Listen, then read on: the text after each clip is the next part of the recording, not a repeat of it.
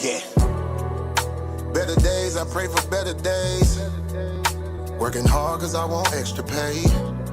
Talk to them seeds, but you must demonstrate. Cause it's your ways that they gon' imitate.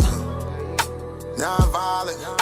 Sometimes I wish I would've went to college. Frown proudly. Cause where I'm from, they hate you when you smiling. Your faith should be your gun. You can't leave home without it. The children being grown, cause all the parents acting childish. You show them your reality, I bet they doubt it. You tell them all about your dreams, that's when they out it. Your own blood. Ain't no family no more. They do you badly for show. You try to patch up your soul, Lord knows you on a mission to show him you so submissive. The prayer said in silence, you know the devil can hear him, pay attention. Know the war's within, how much time do you spend? Try to balance your zen, then again, losses is lessons. You tell me you trying to win, we know about saving money. You tell me you trying to spend that blood on it. Sweat, tears, you put that love on it.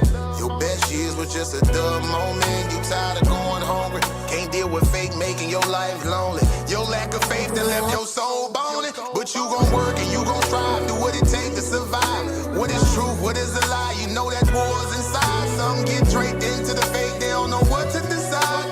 Wrong choice, meet your demise, keep that between you and I. You realize, some people you gon' let go, you visualize. The things you need to feed your soul is on the rise. They not gon' wanna let you go, but it's alright. It's cool to bury what's gon' grow. Went from wrong to the right and to the dark to the light. It was a hell of a fight. You give it all your might. Gotta hold on tight and you stay strong and precise. You fight the war that's inside, cause it might change your life. Wrong to the right and to the dark from the light. It was a hell of a fight. You give it all your might. You just hold on tight and you stay strong and precise. You fight the war that's inside, cause it might change your life. I ain't the person that I used to be. So what I do today ain't things that you used to see. Stay the same, no things change usually. Some folk I may know might get reintroduced to me.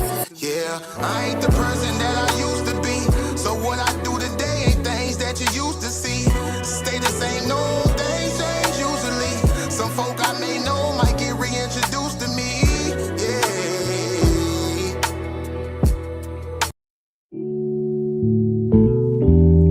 Yeah. Don't be stressing on the dumb shit, cause God is gonna make a way. Just keep going and keep your faith, so you can win this race. This race called life, yeah, yeah.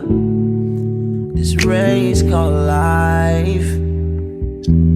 This race called life, yeah, yeah. Race called life.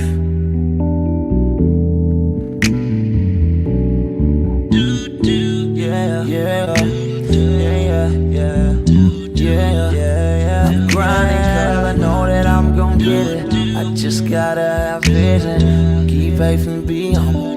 Have some patience with it. I've been A1 since day one, been always on my job. I never been a fake, never had to steal and rob. Cause I do good business, I'm too good with it. And even though I'm on this road, I'm still daddy to my children. You know I do good with them, and don't like being missing. But I hate when my bills are thicker and my pockets get thinner. But I can't stress up on the dumb shit, cause God is gonna make a way.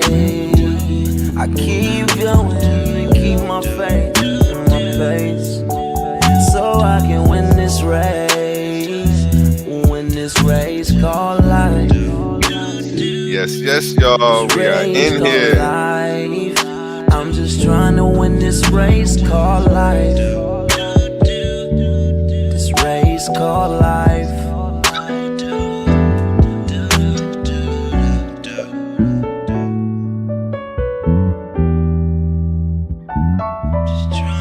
This race called life, yeah. Race called life. I'm just trying to win this race called life, yeah, yeah, yeah. I keep on running in this race called life, yeah,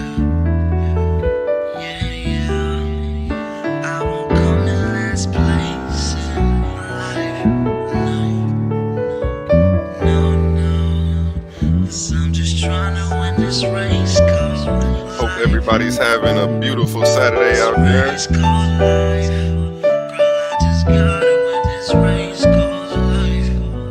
And you know my motto: happiness is a choice. Don't let a bad couple minutes turn into a bad 24 hours.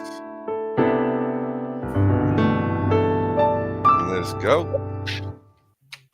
How you feeling today, DJ Genesis? Oh, I'm great. I'm great. I'm great. How's your day going? It's been very laid back and relaxing and wonderful. It's as it should be, as it should be. Trying to Work stay, hard, relax hard. You trying know, to stay that's calm and relaxed. You know. definitely. Let me get this off the screen right here so they can see what we got going on today. Today we have Dethroned Queen, Feminism Foreign to Africa and Black Women. This was a presentation that I did like a few years back. I thought I was doing something powerful at the time. So we're going to do a watch video with the Queen, DJ Genesis. And, she's going to be able to pat me on the back when I was right and check me when I was wrong today. And hopefully I learned something from the Queen. Appreciate you coming up here tonight. Let me give you a round of applause for stepping on the stage. And any shout outs for you? Go ahead. I want to thank the my alchemizing energy audience that has joining from my side of the woods. DJ Genesis Detroit, and shouts out to my mods, Owaspie College University. I'm sure Seiku's going to come in pretty soon as well. So shouts out to my mods. That's dope. Shout out Seiku. I'm familiar with him. Love his work. He has a channel it's like an African channel that he comes up on my page. And I'm sorry, I'm thinking about the wrong mod. Celia is the one. Okay. I'm not familiar. familiar. I don't know. I'm thinking about Seiku. I don't know. But he was just on House of Consciousness. I wonder what I maybe mentioned his name. But no, Celia is my mod, and Owaspie College is my other mod. So shout out to them. Okay, shout out to them. Excited to meet them today. That's what's up. Let me pull up this video here. That's got, some people happy, some people upset. More people happy than upset, though. The right people happy, I should say. And what made you message me about this topic again? We were talking about the welfare situation where I was basically wanted to do a show about the ongoing lie that the women kicked the men out of the house back in the 70s. That we were the reason why the Black family was divided. The Black woman is the reason why. And whenever that comes up or something like that, you can chime in on that. Make sure you stop me, and we'll go ahead and pull those sources up outside of the video to show these people that as well, because that's a deep topic, and we'll probably have to do that on another day, because I actually had scheduled that one a while back, and we were supposed to do that one. It was about but right now we're talking about this is feminism as in the Black woman. So perfect. I'll show up for that for you. I got you. And let me share my screen so we can play this. Wow, this is when I first started podcasting. This was like my third show. Okay. Let me share this. Same intro song.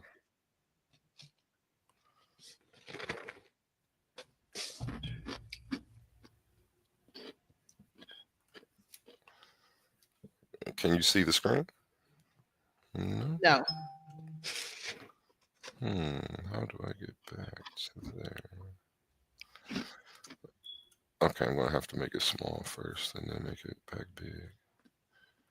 Share screen, Feminism Foreign to Africa. Here we go. You got to make it full screen. Gotcha.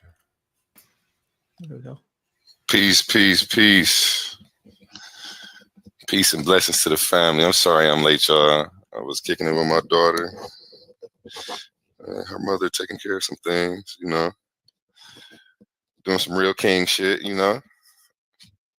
Hope everybody had a good Sunday. Hope everybody got some good rest over the weekend. A lot of y'all gonna be heading back to work this week. Yeah, you already see. I had to retitle this one Dethrone Queen. Feminism Foreign to Africa and Black Women. Um, I got a whole presentation for y'all today.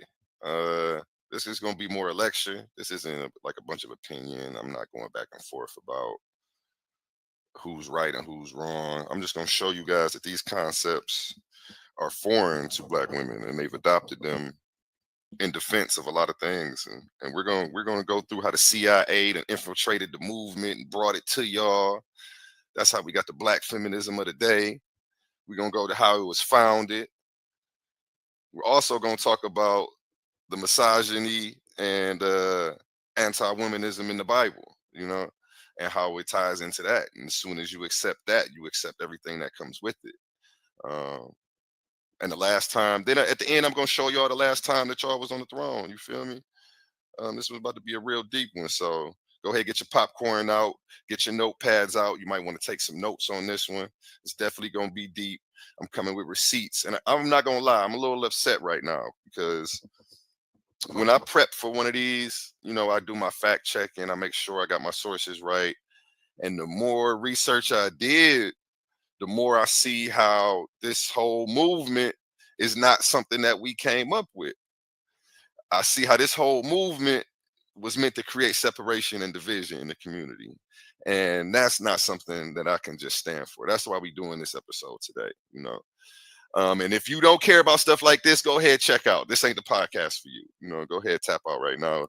Don't be in the comments asking, why is we even talking about this? Anything goofy. If you rather listen to hip hop music and you worry more about Will Smith, go talk about that on another page. This is not the podcast for you. You feel me? And that's okay. This not gonna be for everybody. Don't care about this stuff. But I'm gonna lead with this. This was down further in the presentation, but I decided that I'm gonna lead with this one right here. African American family structure. You could type this in on Wikipedia, and this is actually a thing. Let's see what Wikipedia has to say about it. The family structure of African Americans has long been a matter of national public policy interest. I bet you guys didn't know that, did you? In 1965, report by Daniel Patrick Mahonian, known as the Mahonian Report, examined the link between Black poverty and family structure. It hypothesized that the destruction of the Black nuclear family structure would hinder further progress toward economic and political equality. Now, Daniel Patrick Mahonian he's a Caucasian man. He worked for President Nixon and a few other presidents. He's a sociologist. We're gonna get more into him later, but he wrote this book about how the destruction of the Black family structure would hinder further progress toward economic and political equality. Now, this is going to tie in later in the presentation when I show you how the CIA brought Black feminism to the height of where it is today. Now, you see this chart down here? Now, you see these little squiggly lines? It might be hard to read. You might not know what it's saying. Let me break this down for you. The out-of-wedlock birth rates by race in the United States from 1940 to 2014. Okay, so this is the rates right here from 1940 and all the way over here it goes to 2014. Now, we've got the Asian community all the way down here. This is babies out of wedlock, having babies and you're not married. Right here, we have African-American community. We're leading the race right here. And this isn't a race that I'm proud to be number one in as a community. And I'm not gonna lie, I helped to this. Me and the mother of my child aren't married, but so again, I guess I'm a statistic too. But we still gonna talk about this. We definitely still gonna talk about it, and how we can move better moving forward. Now, right here, it says the rate for African Americans is the purple line, which you see right here. Data from the National Vital Statistics System reports published by the CDC, National Center for Health and Statistics, note prior to 1969, African American illegitimacy was included along with other minority groups as non-white. That's just pretty much saying before that they didn't chart this. But right here, you can see we're kicking the Asians' butt by about 50%. Like Latinos, y'all up there. And what is this? The gray line, Native Americans. Okay. I guess that's people that may be claiming indigenous. And I'm going to show you why that number is the way it is today. We're going to start right here. How white feminism threw its Black counterpart under the bus. I just like this picture right here. All these queens right here. Now they got them organized under a false pretense. And they didn't use it to create separation and division in the community today. And I'm going to show you how we're going to fix this. These two. Oh, look at these evil looking. You know what? I'm not even going to cuss. Elizabeth Cotton Standy, Susan B. Anthony. Susan B. Anthony's name rings more bells than Elizabeth Stanton as far as history. A lot of people don't know these people. I brought these faces up here. I want you to remember these faces. She looked evil. Look at her. Now I'm about to go into the history of the women's suffrage movement. This is femininity at its core. This is the foundation of femininity. And I want you to realize that these two women right here were racist. And I'm going to show you in their own words that they didn't care about black women or black men. They hated black men, and they definitely didn't care about black women. Just like this is, they threw y'all under the bus the second they could to get what they needed. They used y'all to go ahead and pump their numbers up, make them look like they was deeper than they was. Then they made a deal with the devil and kicked y'all to the curb. And then y'all had to still fight for the women's right to vote for at least another 50 years. We're about to get into that right here. Historians are not inclined to hero worship. I like that right there. That means they're not about to lie for these hoes. That's what that means. Historians are not inclined to hero worship, including Eliza Barkley Brown, Lori Ginsburg, Rosalind Toryburg Penn. Shout out them right there for going ahead and doing this. Now, they have recently provided unsparing portrait to the once neglected period. Stripped of her halo, Stanton, that was the big chick on the left. The campaign's principal philosopher is exposed as a classic liberal racist who embraced fairness in the abstract while publicly enunciating bigoted views of African-American men. You're going to see she was calling us Sambo. She was saying we rapists and can't control our urges, et cetera, et cetera. Like, it was real bad. You know what I'm saying? And it's crazy that black women joined the white power structure to go ahead and tear their men down. But, you know, we don't put no blame on them. You know, everything looked as sweet at the time. They made it look real sweet for y'all. And I'm just going to show y'all that everything, you know, it ain't what it is. You know, sometimes sugar tastes like shit. You know what I'm saying? Here we go. Yeah, African-American men who seem categorized as Sambos and incipient racists in the period just after the war. The suffrage struggle itself took on a similar flavor, acquiescing to white supremacy. Acquiescing means that's like just letting shit go. So it's like if she's standing there and somebody say some racist shit, she ain't gonna say nothing to defend it. That's what acquiescence means. It means like failure to reply. So, you know, she was letting all the white supremacy stuff slide. She was selling out the interest of African-American women when it became politically expedient to do so. I'm gonna show you here in the 19th Amendment how they kicked y'all to the curb and didn't add y'all onto that. After they used y'all for all the marches, they had y'all sewing costumes, making signs, and then went ahead and did everything without y'all, which is reminiscent of another movement as of recent. We're gonna tie into that too. Now, this betrayal of trust opened a rift between black and white feminists that persists till this day. Now, up here, you see this source is from the New York Times. This is what we're reading out of. Elizabeth Cotton Stanton, man. Remember that name. All the feminists out there. This is history. See, a lot of y'all are joining these movements, and y'all don't even know the foundation or the inception in which they arrived and how you got to them today. You know what I'm saying? History matters.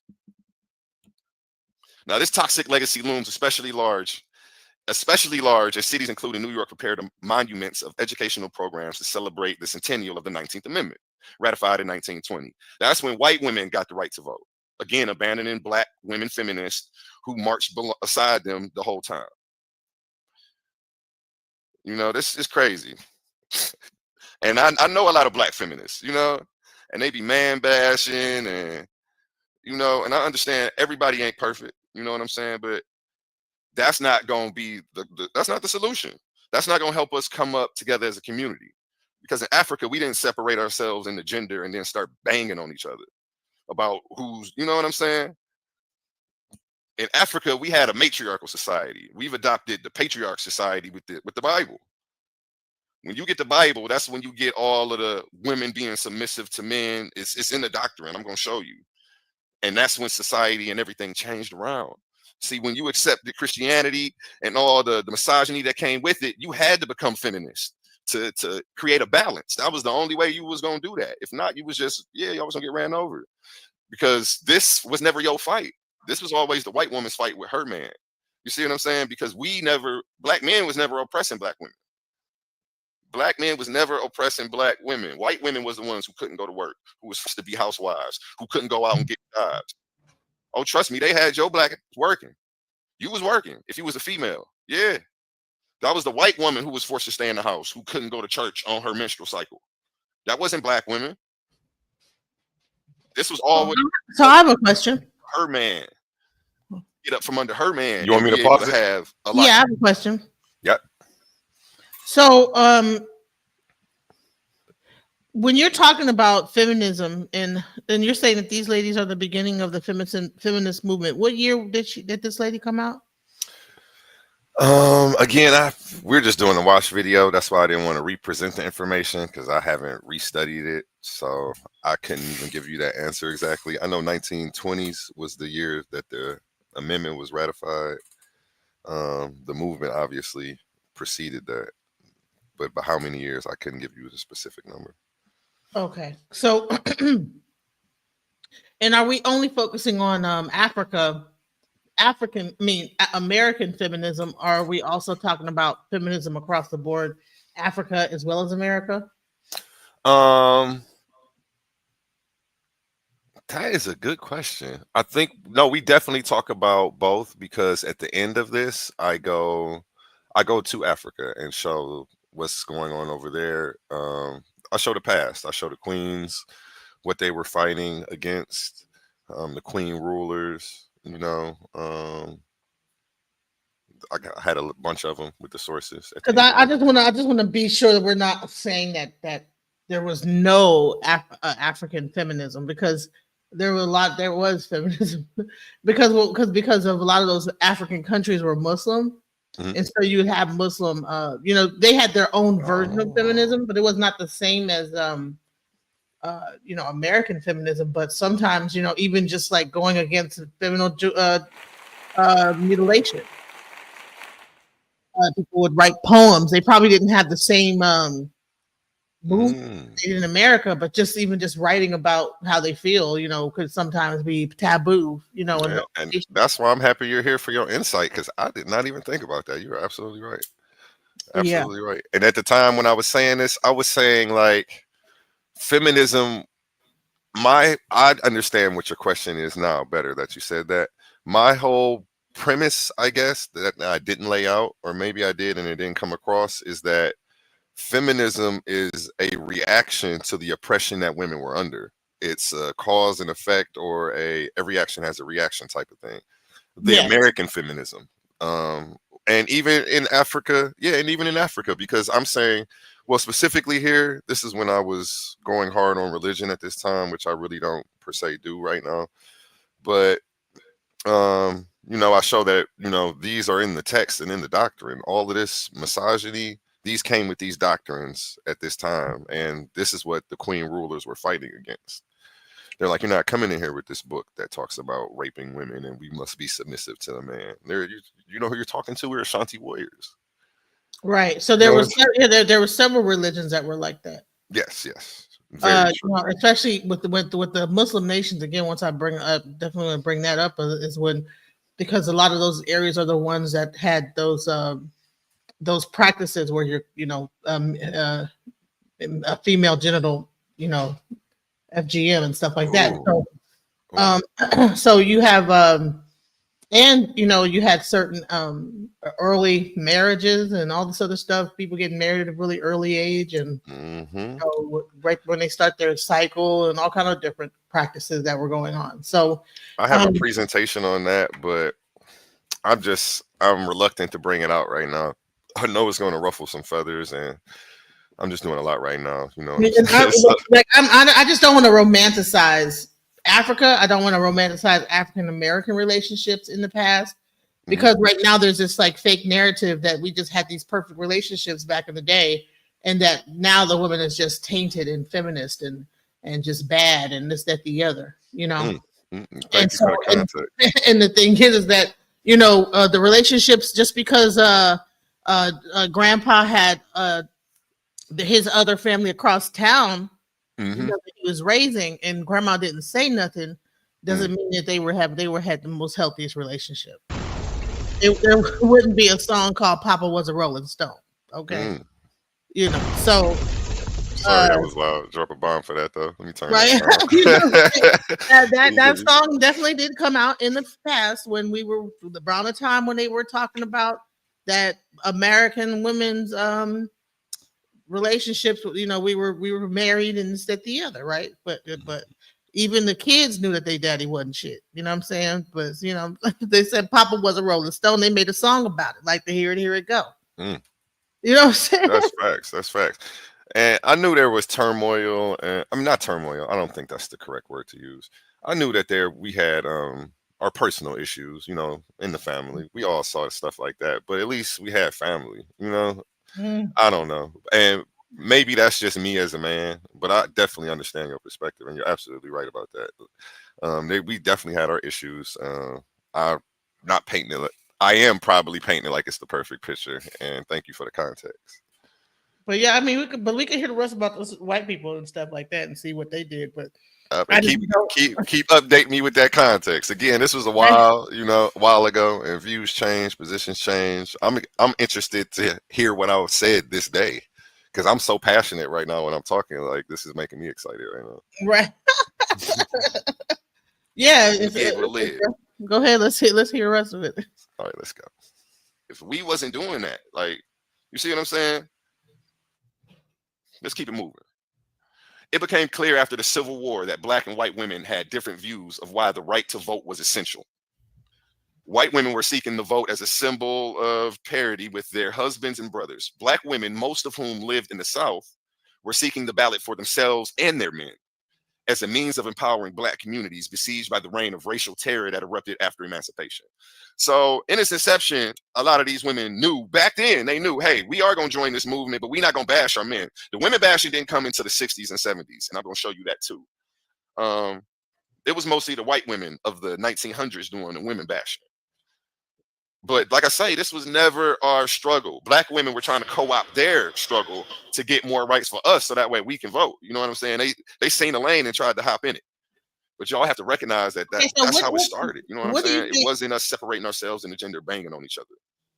What, what do you think is the reason why we were banging on each other in the 60s and 70s? What do you think were the primary catalysts that caused us to bang on each other during that time frame? Do you think it was Uh, white feminists, female feminists, and their ideals, or do you think that the family was beginning to be dismantled and people had complaints?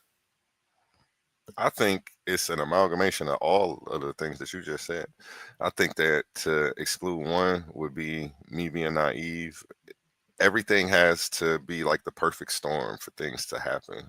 Uh, Even us being here right now. So, you know, um, I don't know. It's just the way it happened. We're looking back, trying to study and figure it out. But definitely, I think it's both. I wouldn't put the blame solely on one. I can't put the blame solely on them. I can't. I definitely want to stop How putting the blame solely on black women. I think that many, needs to stop. how Um, many of the black women do you think were really listening to white scholars and the white women's march, like in the well, hood? I get it. I get into all of that. I get into how the propaganda came out from the CIA. I bring up. I show it. I show the news magazine covers and how they were marketing it. Um, yeah, so I'll just go ahead. I probably right after the education on the beginning of how we got into the feminist movement in America. That's when I go right into that Okay, let's go. because that's not how we're gonna come up as a people. That's not how we're gonna fix that number that I showed you in the beginning when I showed you the African American birth rates out of wedlock, and we're leading the race with 75 to 80% of our children being born to single mothers. That number is way too high. That number is way too high. And we got to be, we're responsible for that. Responsibility starts with us. Responsibility starts with knowledge. Because if you don't know what's going on, how can you even address it? A lot of people be like, why are you doing videos like this? Well, if we don't clearly explain the problem, how do you clearly come up with a solution that meets those needs? You see what I'm saying?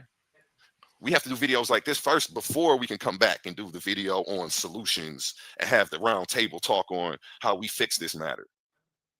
You see what I'm saying? Y'all want to move too fast and y'all don't even got all y'all ducks in a row. Let's keep it moving. The tension escalated in the run-up of the 15th Amendment, a provision that ostensibly, hey, don't judge me. A lot of y'all barely made it out of high school, barred the states from denying Negro men the right to vote. Reasonable people could, of course, disagree of the merits of who should be first given the right to vote, women or black men. See, the whole thing with them was y'all not about to give black men the right to vote before white women. Hell no. That was the foundation of the women's suffrage movement and the foundation of feminism today. Without this, you don't have that. For every action, there's a reaction. You have to understand how these things tie together. What I'm doing is connecting dots. And I'm about to show black women how they fell off the throne by accepting this bullshit. You feel me? I'm not here to sugarcoat shit today. I'm not here to spit opinions. We's going straight to the source. You feel me? Let's keep it moving. The most blatant of accommodation came in 1913 when organizers of a huge suffrage parade in Washington demanded that black participants march in an all-black assembly at the back of the parade. So here we are trying to protest separation and women's suffrage, and we still have division amongst the ranks. Still have division amongst the race. We still can't stop oppressing one another in one shape or form. These white women are trying to come up out of male oppression while still oppressing their female counterparts. How does that work? Sounds absurd, doesn't it? It is. And again, I'm not here to sugarcoat shit. You feel me? And there's nothing to debate here. This is a presentation. This is not you know, how do you feel? What's your opinion on? Like, I'm going straight. I'm just showing you what's going on and the foundation of these movements that y'all have adopted. And wait till we get to how the CIA brought black feminism to the rise that it is today. You know what I'm saying? That's when you're really going to be upset if you're a feminist and you don't know about this. If you don't know that the CIA funded and brought black feminism to the height that it is today, you a damn fool, and I'm on your head today. Here we go. Historians are rightly warning groups involved in suffrage commemorations not to overstate the significance of the 19th Amendment. Because the 19th Amendment didn't give black women the right to vote. It only gave white women the right to vote. Y'all had to wait another 50 years. Black women had to wait another 50 years. Then they kicked y'all to the curb and didn't even help y'all get y'all right to vote. After the 19th Amendment got passed and ratified, it was like, oh, we good. We're done here. Thank you, sisters. Thanks for the help. You know? And that's what they mean when they say acquiescing to white supremacy. White supremacy is in the foundation of all of this stuff that y'all is following, man. From the holidays to the movements. If I'm going to do an episode of how Black Lives Matter was a white supremacist movement. And y'all followed it. I'm going to get into that. It sounds crazy, don't it? Wait till I go ahead and bring up the sources, just like I bring up these sources. This is stuff you can't argue with. And then I'm going to show you Elizabeth Stanton on words, how she didn't care about black women and black men. Let's keep it moving. The 19th Amendment to the United States Constitution prohibits the United States and its states from denying the right to vote to citizens of the United States on the basis of sex. In effect, recognizing the right of women to vote. Not black women, though. Black people still can vote. The amendment was the culmination of decades-long movement for the women's suffrage of the United States at both the state and national levels, and was part of the worldwide movement towards women's suffrage and part of the wider women's rights movement. Hold on, let me go ahead and read ahead for a second. Let me take my time. Okay, it was passed by the Senate, etc. 36 states met the requisite to secure the adoption of this. I just wanted to see if they were going to say anything about how it left black women out. Okay, pro-suffrage. Here we got Susan B. Anthony and Elizabeth Stanton. These two hoes. So what, yeah. No, I just want you to see. So what is this significant to the black woman in the black family? What is their significance? What is their significance? These two women. These two women's significance to the black man and black woman in the black family. What is their role? I don't think they had a role in the. I'm confused by your question. I don't know if I need you to rephrase it, or can you like what is the significance of bringing up their background, and how was what they did affect black people? Let me write that question down if it's not covered, because I'm pretty sure I covered that because I'm going over really, I'm giving the education of the feminist, well, how the feminist movement started, and I think I tie it in at the end because I go back into Mahoney and show his picture for everybody in his book, and show how it attaches to the family structure. Okay, because if they're having a movement about their situation, somehow we decided as a black community that their movement somehow made black women begin to also have a problem with the black man because of the feminist movement, the right to vote or whatever that the white woman was trying to get, that we were trying to also latch on to that movement. And I don't really think that that was what was going on. Say that last part one more time. You said that you were trying to latch onto their movement, the black women. I mean, I think that black men, because nowadays people are trying to blame the feminist movement for the family structure, the black family structure being destroyed and stuff. They blame black feminism and the fact that we began to um, wrap ourselves into the white feminist movement, and we were starting to ask for rights just like the white women was, and started to fight in the same situations, and we didn't have the same issues family wise that the white woman had. So I'm trying to find out, I mean, are we bringing no, up that's not my claim. My claim isn't that. My claim is that we were co-opting their struggle to bring power to the whole family, um, not so that way they could be separate. Or so I don't ever go around slandering black women like that. On that point, I think that's backwards. I don't think okay, that's what happened. I'm saying so I you don't said think here that it looked. I'm saying here that it looked. feminist movement has affected the black women at all? That's the black Do you feminist believe that the movement current affected black black women. feminists that, or do you think that our community always put the black woman on a certain pedestal? Yeah, of course the black woman's been on a certain pedestal. Do you mean in a negative way or a In positive a way? positive way? Yeah. Now ask that question again to me so that way I can make sure I'm answering you right.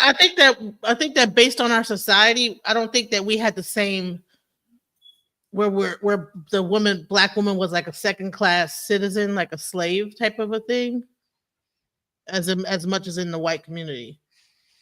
Yeah, that's what I said when I went on the little rant where I'm like, trust me, they had you working. Yo, black women, oh, you was somewhere cooking, cleaning for some money. You was somebody's maid. I may be We being a had little jobs, right? We extra, had but jobs. We were yeah, not you like guys had jobs. we It was weren't we when weren't I stuck in say, the house. We weren't not allowed to go outside and only just cook clean in our house and hmm be like leave it to beaver. You know what I'm saying? We and had that's to what I actually was go saying. get on the Yeah. bus and go clean up the white people's house. Yep, and I was saying that it was the white woman struggle with her man that really created the feminist movement because she couldn't go to work. So She had to stay in the how house. is it now that Mm. when you hear a lot of these red pill arguments that they turn around and say that the feminist movement is what is messing up the that black women now are feminist movement, and we got it from the white feminist movement. Now, see, I'm gonna take the time to let you educate me on black feminism because it I sounds like a I don't know, term. It sounds like its I own don't, term that has a definition. I mean, you honey. don't have to do it right now either, I though. don't You know? know, child. I have to look it up because Yeah. I don't really believe. I think that we naturally in Black American culture already had that kind of a culture where the Mhm. woman was not looked at like a second class citizen. You know, Mm-mm. I think y'all always been the shit. I think we've always had a Hey, kind of so, matriarchal kind of society. You know what I'm saying? like, that's what I get. I definitely get to that here. I get at the end of this. It's like, let me show y'all when y'all feminism wasn't the thing. Y'all was already running shit. How do y'all need feminism when y'all are running it? That's Y'all why I don't see what I'm understand saying? the red pill argument that we got into feminism. I'm like, Yeah, it's why we backwards. never needed feminism? Why would we Yeah. need to be feminist? It was a trick, and that's what I get into. It was a trick. I think that black women were tricked into it. And what Because would you consider a black feminist? I don't know. That's why I'm saying I don't like terms that just define people. People will ask you what you believe and then say, "Oh, and I think that's quite unfair. Like, So AI Medpod says it's just feminism, not black feminism. He says Omarosa warned y'all. Good money yourself, okay? it's scary out here. I don't know why they would target. I mean, I do know why. Actually, I'll break it down in here. I know why they're targeting Shouts these out to people. A Wagga he Hey, let me share that and comment. some people. But My yeah, apologies. The comments are flowing, and I'm not there's a showing. whole thing with the red pill that like makes it out to be like this so-called feminist movement that is kicking the black man out of the house. No. I think that just happened. Like it's something that happened. It was a rule that they put in there. But I think that's the most horrible and weakest point to argue from. But they tried to tie it to Hey, again, somehow they tried to say that we got into the white feminist movement for the white ladies, and now our families are destroyed, and then welfare came and we started kicking them out the house, and because we was feminists. No, that's not my claim, And but I I think that we honestly, do need to get every away time I look at from. anything from the 70s, they'll say no, the guy didn't make any money. He couldn't. The guys were not getting jobs. They couldn't work. They didn't make any money.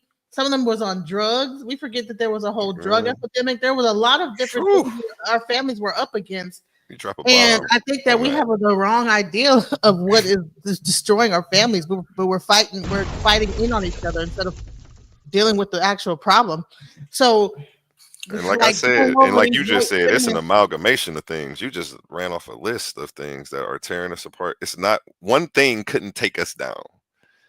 You see what I'm saying? Black feminism couldn't be the only thing to take us down. Drugs couldn't be the only thing to take us down. Diseases. We are being attacked on all fronts, you know? Yeah.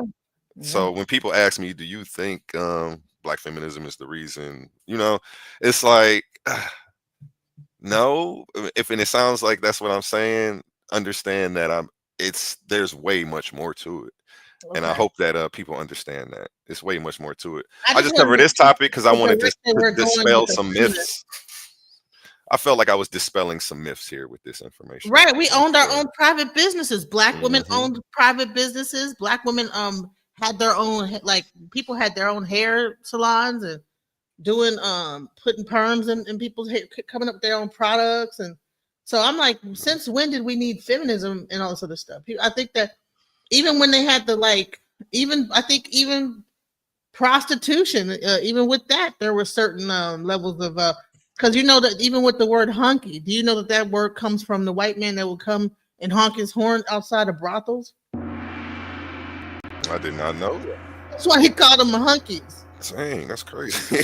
So even with the brothels and all that stuff, a lot of them were ran by black madams.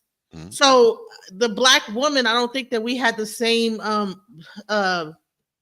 struggle. So definitely, that's definitely something I was saying. They co-opted you guys to become deep, and then when they got what they needed, they kicked black women to the curb. And I keep saying that it was the same trick then, and it's the same trick now. Kind of. Hold on, you guys. Wait, she put a lot of effort into this, you guys. And I just got to do this because my daughter just come here all set. She just did her makeup, y'all.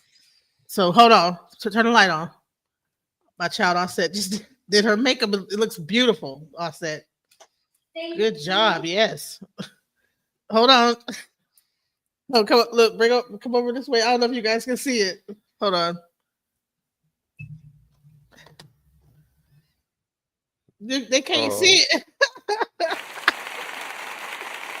They can't see it. Huh? I gotta lighten it up. Hold on. I gotta let the kids in full glory.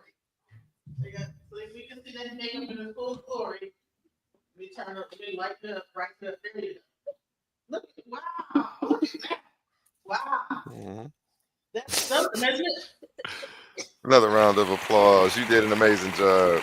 That's great. Thank you. Right. There you go. Thank you. Good job, Offset.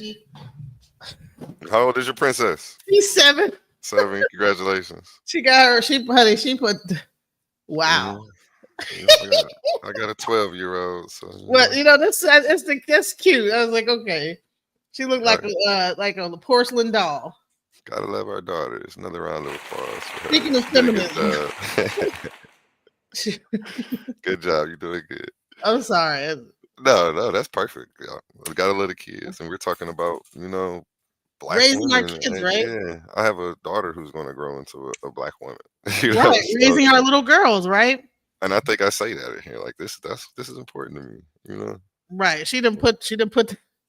Her future is important to me. You should have seen it. That makeup looks crazy. look, it's like, go ahead, girl. Go ahead, child. That's Okay. what's up. Shout out her today. Shout out her. We had to have a little break, like a funny joke break. Like, Yeah, that was a good moment. Thank you. Thank okay. you. You always keep me smiling. You always keep me smiling. Right. And cats. How important they were Right. in getting this Anyways, 19th Amendment passed. Oh, I'm sorry. I started. Go ahead. Go ahead. Let's listen to these white people and what their struggles are. Okay. This wouldn't have passed without them. They were frontier women at the time for what they were doing. And y'all are following two racist assholes. Y'all are following two racist assholes. Let's keep it moving. By this time, the former suffragists in the North were celebrating the amendment and were uninterested in fighting discrimination against women who were suffering racial as opposed to gender discrimination. You hear me? It sounds like the same thing with the whole LGBTQ. You know, they adopted civil rights. You know, where are y'all when Trayvon is getting shot? You know, oh, if it's not a women's suffragist thing, they don't come out. If you're not discriminating against gays, they don't come out. But they riding the whole coattail of civil rights to the top. You see what I'm saying? It's ridiculous, man. This is ridiculous. Unlike black men who had been disenfranchised within 20 years after the ratification of the 15th Amendment, black women had lost the vote in less than a decade. It would take another half a century and a new suffrage campaign with black women in a leading role before that black community was fully enfranchised through the Voting Rights Act of 1965. Yeah, it took y'all about another 50 years. And then they gave black men and black women the right to vote at the same time. It's not like it was just black women. You see what I'm saying? We had to come together once again. They created division to get what they wanted from us, but we had to come back together and stand as a unit to get the right to vote. You see what I'm saying? Demonizing the enemy. Hold on, let me go back one. We're going to skip ahead because this is what they do. I'm going to show you in their own words the things they said about black men and women. Demonizing the enemy. This is Wikipedia right here. Demonization of the enemy, dehumanization of the enemy, is a propaganda technique which promotes an idea about the enemy being a threatening, evil aggressor, with only destructive objectives. Demonization is the oldest propaganda technique aimed to inspire hatred toward the enemy necessary to hurt them more easily, to preserve and mobilize allies and demoralize the enemy. Now, this is what feminism does. When they come banging on black men, talking about all men are the same, and when Elizabeth Stanton was saying things like black men are incipient rapists, like we can control our urges and we're oppressing black women. Like, we don't have the power to oppress anybody. We couldn't keep black women from getting jobs. We definitely wasn't keeping the black women out of the churches. They were some of the most spiritual leaders in our community. That was the white woman struggle with their man. We wasn't keeping the black women from going to college. That was the white man that wouldn't let us all up in their college. You see what I'm saying? And they were demonizing the other. That's what that's called. You know, Elizabeth Cotton Stanley, her views on race as evidenced in her own writings. Now, this is from Georgetown University. Anybody with Google and a smartphone can pull this stuff up. If you feminists don't know about this stuff, this is your own fault. But that's why we're doing episodes like this, because a lot of y'all sisters have been co-opted into this movement, and y'all y'all don't know what's really going on. Y'all don't know the foundation and the inception of these foundations. You got to remember, all this stuff, they got to do a 501c3 and still get money from the government just to start it. And I'm going to show you how the CIA started the magazine and funded the whole women's rights movement of the 60s and 70s. But here we go, from Elizabeth Cotton Stanley, her views on race as evidence in her own writings. From an early age, Elizabeth Cotton Stanley was deeply affected by the inequality between men and women. She married Henry B. Stanton, an abolitionist. She attended the World's Anti-Slavery Convention, where rather than feeling inspired by the anti-slavery movement, Stanton was horrified by the exclusion of women from the proceedings. So what that means is she was jealous. This hoe came to the anti-slavery movement by the abolitionists, where her man was trying to give black men the right to vote. That's what was going on. When she pulls up to the event, this hoe gets jealous. Like, what? I'll be damned if black men get the right to vote before white women. Y'all got the game fucked up. That was her whole attitude and energy. You see what I'm saying? And that is the inception of the women's suffrage movement today. Let's keep it moving. She was surprised that abolitionists recognized the injustice of slavery, but didn't see the injustice of a society that put women in a similar position. Now, granted, I agree, that's messed up, but that's not how we had it in Africa. That's not how we had it prior to Christianity. It wasn't like that. We went to a patriarchal society from a matriarchal society with the inception And Islam. and the Let me adoption be of fair. the Christian customs. Because you have to remember, when you accept the Bible, you accept all the misogyny that comes with it. Let's keep it moving. With the abolitionists, I apologize, with Lucretia Mott, another attendee, Stanton resolved to organize a society that would advocate for women's rights. So after she went to this damn meeting and saw them trying to give black folks the right to vote, she's like, oh, hell no, man. These motherfuckers ain't going to beat us to the punch. And she went and started her own shit. This paper examines the source of Stanton's racism, the role it played in her struggle to obtain women's suffrage, and the effect these beliefs had on the suffrage movement. So let's go ahead and get into her own words, and you can hear it straight from the horse's mouth for a lot of people who don't believe me. You know what I'm saying? I try to tell these women. When did the women's feminist movement go from people's wives to being like a lesbian movement? I mean, I'm not sure if you noticed now, there's like a lot of lesbianism into the feminist movement right now. So were these people like bisexual, or like when did the feminism turn into the lesbianism? Are you aware, A1? Sorry, I was talking and I was muted. I was gonna say, don't let me get to lying to you. I don't like saying things that are inaccurate. If anything, I will pull up the source. Would you like me to? Like I would. Yeah, are you look it up. aware that now that the feminist movement is like kind of like now like slightly lesbian, or like some like a Oh yeah, heavily, or into heavily. an LGBT thing? Yes, and I think I touch on it briefly, like with a few lines, but it wasn't the main thing. But I think I had like a joke about it in here. But because then it would make sense if this lady was LGBT, it would make sense why she would be like, bump those niggas, this LGBT female rights. I've already made enough claims on this video. I don't want to make any more. I don't know about. I mean, I don't know. I mean, was was she married to the guy that was throwing the thing, or is she a gay woman? I don't thought believe that she was gay. It was her husband. Started off by gay women.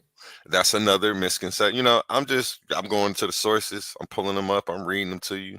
Okay. Because I do feel like there is a lot of misinformation, and I hear what you just said by a lot of men, and I correct them. It wasn't. I'm not a actually feminist, so I don't even know who two. started the feminist movement.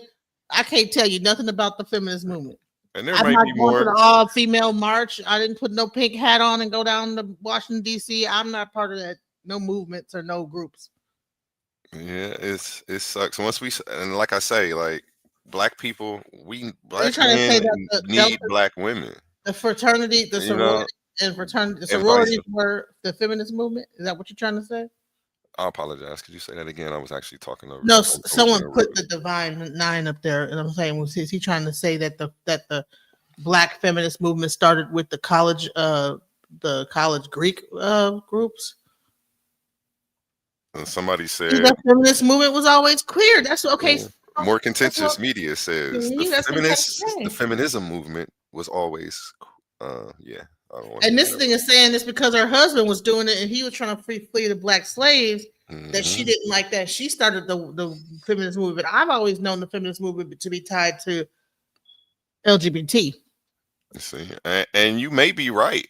I want to almost say I want to type it in because like I brought you here to share insight and correct me when I'm wrong. Tell me things that I didn't know because I've never been a woman. You know what I'm saying? I don't know. Listen, I'm not a feminist. I'm so not a feminist. Yeah, and I just think we need I'm a feminist. People, but maybe I'm a feminist and I don't even know it. But my whole point of this podcast is we need to stop being divided, and the gender wars are a bad thing. And we need each other more than ever right now. Like we can't do it without each other. And all of the gender war stuff is so depressing to me. Yeah, I'm not gonna pretend I don't need someone because I'm not climbing up no ladder. Man, I need somebody more than ever. I need a hug every day. I need all of that. Like I need all of it. So you don't hear me ever speaking. Like I'm very cognizant of how I speak about black women. Like I don't take one personal experience and make it how I speak on all women. Like that's another thing that bothers me when men do that, and it's vice versa as well. I think we need to break out of that cycle. and understanding our experiences. They're personal to us, but they're not the world's experiences. Um, and other people have different experiences. There are people who don't know what heartbreak is. There are people who have women who have great husbands. Okay, here it is. I just found it. So it says queer women played a foundational role in the women's suffrage movement in the late 19th and early 20th centuries. Early leaders, historical research shows that many of the movement's prominent leaders, such as Jane Addams and Anna Howard Shaw, were in same-sex relationships and lived outside of conventional heterosexual norms. Mainstream historical accounts have often sanitized or erased this queer history, but recent research and movements to queer and suffrage movement have brought these contributions to light. By living outside traditional marriage and gender roles, these activists challenged the heteronormative conventions of their time, and in doing so, helped propel the feminist movement forward. So it didn't start it, but it propelled it. Yeah, so exclusion during the second wave, despite their early involvement, queer women and their specific concerns were often excluded from the mainstream second wave feminist movement of the 60s and 70s. So during the suffrage movement, they were prominent in the middle of it, and then they got removed when the 60s and 70s movement happened. That's interesting information. I appreciate you pulling that up. Because, like I said, I wish I could have answered your question. I just don't like saying things I don't know. I'd rather just ask. We look it up together and get it right. So yeah, so this lady, Lavender Menace, prominent second wave leader Betty Freeman, feared that associating the movement with lesbianism would undermine its political legitimacy.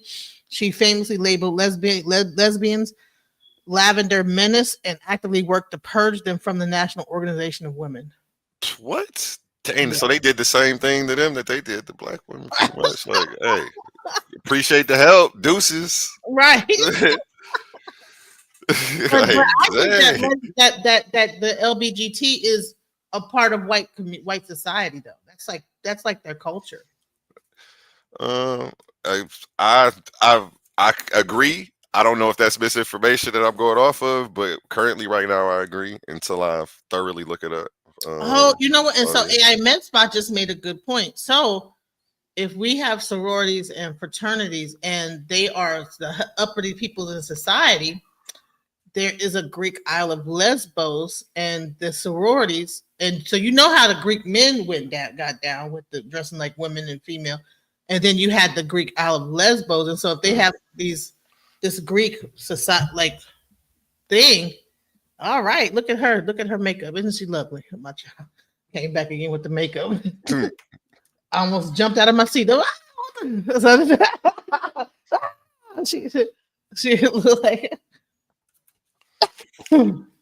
like a ghost, honey. That makeup is not the right color on your face.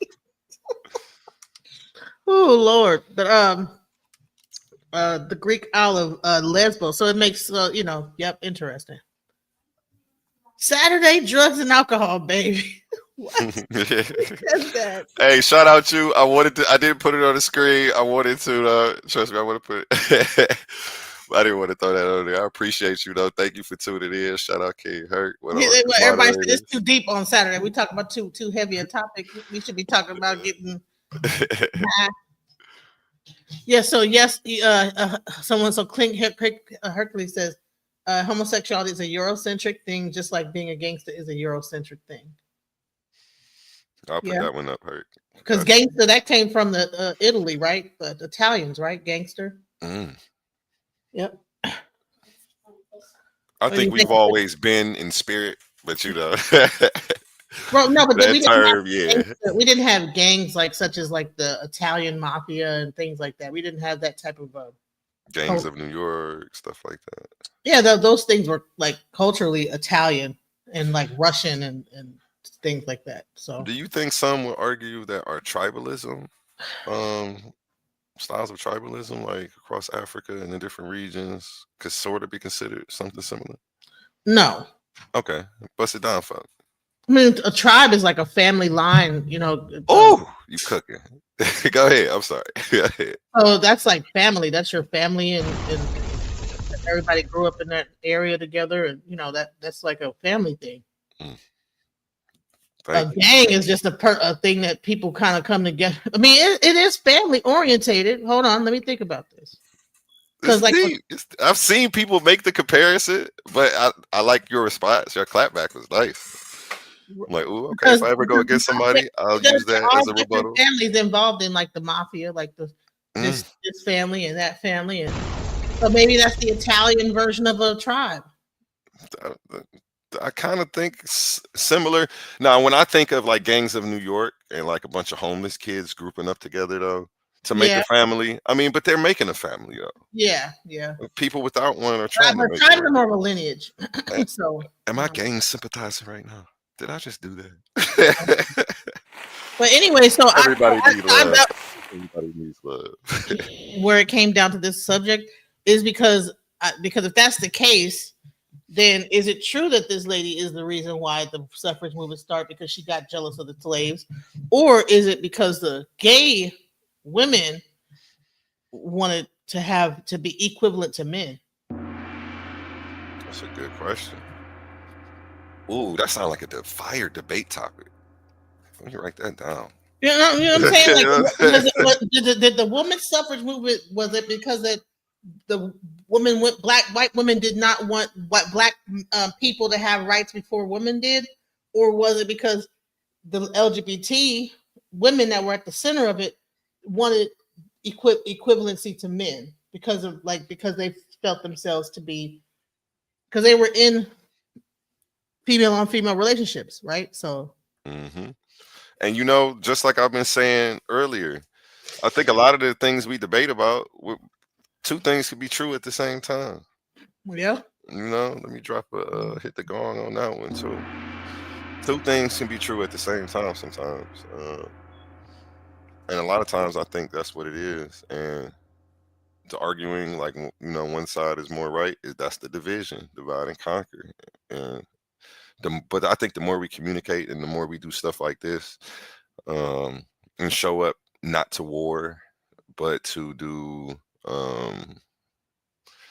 what's another word? Because I'm thinking gender wars. So what can we substitute for war?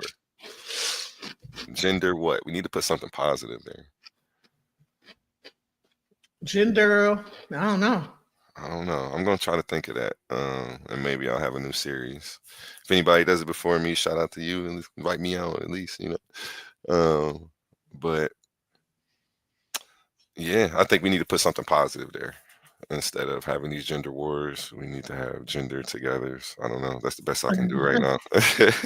Well, you know, I had this video right here where we had this in 1970, black women and black men debate their relationship on TV. This was pre-Oprah Winfrey.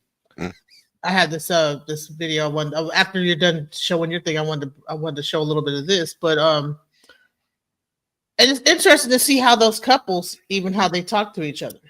Because I think they had like a couple of one woman that's like single, and then like a couple, and then, you know, and even how they spoke to each other, you know.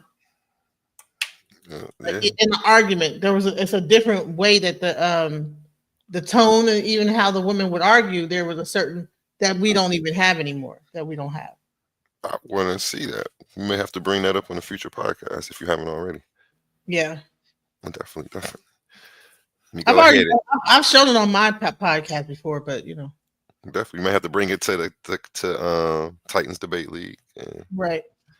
And bring it to the people. The ladies over here love stuff like that. Let me go ahead and let this play a little bit.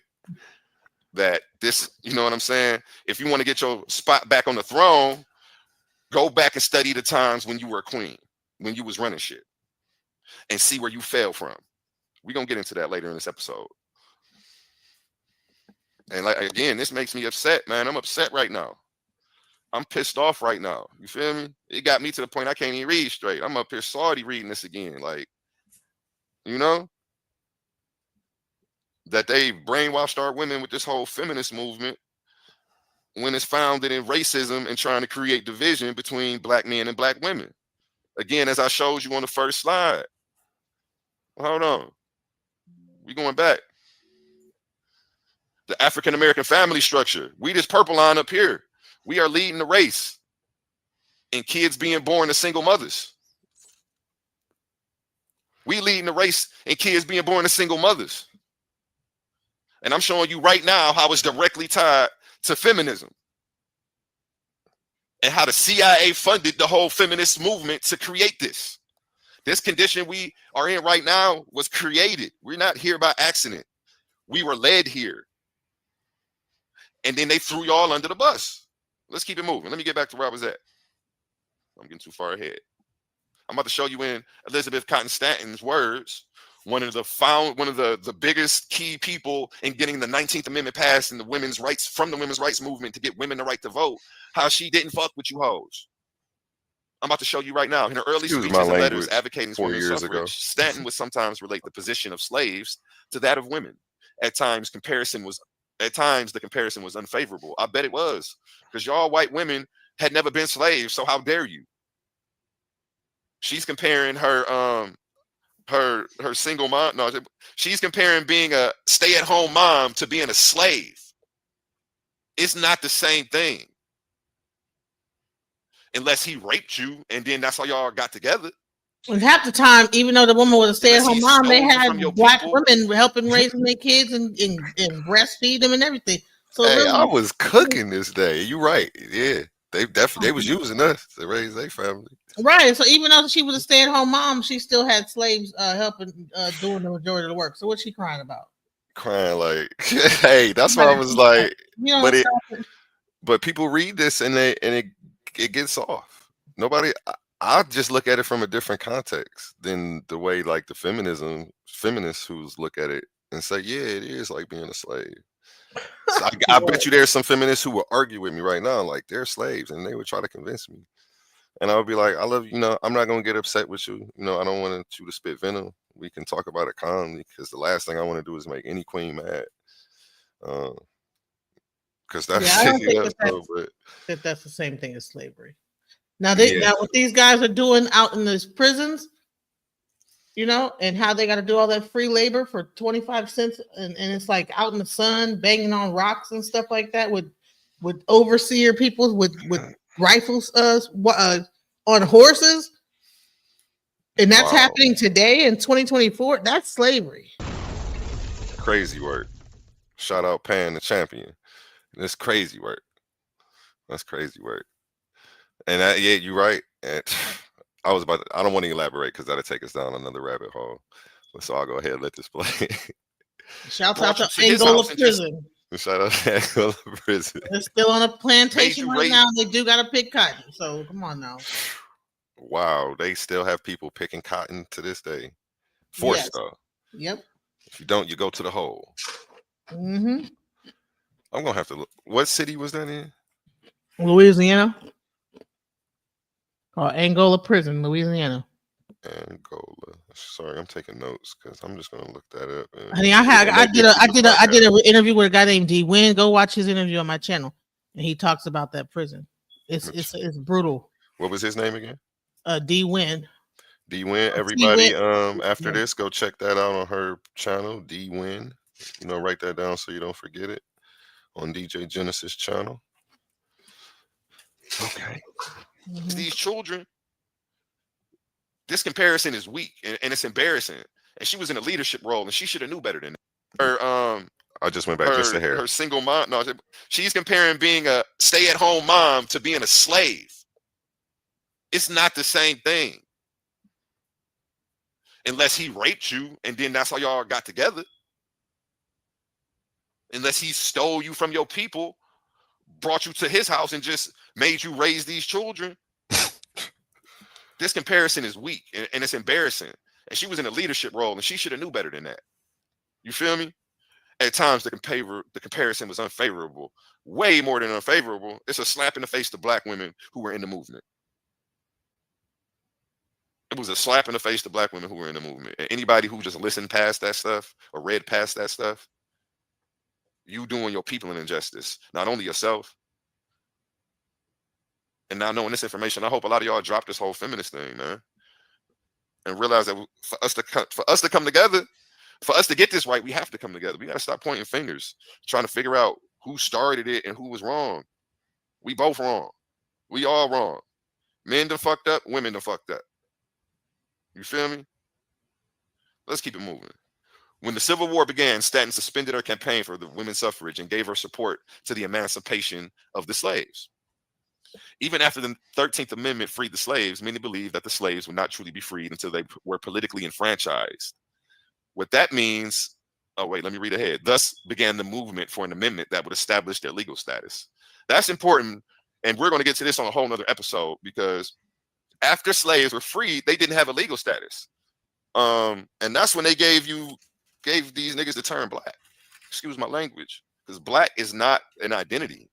Black is a legal status that was given to you by Caucasian people who came and took over this land. And you have to understand that when you accept the term black, you lose human rights. But I'm not going to get too deep into that. I digress right now because I want to stick to the topic. Stanton believed that by aligning the women's rights cause with this movement, women's suffrage could be achieved sooner. So what she did was piggyback y'all movement and tried to ride it to the top to get her needs met. They got their stuff passed. And again, you know, they kicked y'all to the bus. They kicked y'all up under the bus. They kicked y'all up under the bus. And we got to stop letting these people piggyback our movements and do this. You see what I'm saying? And this is no disrespect to any of my brothers and sisters in the LGBTQ community. Because what you do with your own pussy and what you do with that's your business. You know what I'm saying? But we need to stop promoting sexuality to the children. That's my only issue. What you do behind closed doors is your business. Nobody can tell if you gay or if you like men or women. Nobody knows that until you tell them. Civil rights was created because when we walk out the house, we're black. And you can see that. We can't hide that ever. That's why civil rights was needed. I'm not going to say it was needed because I still don't agree with civil rights. I agree with nationalization.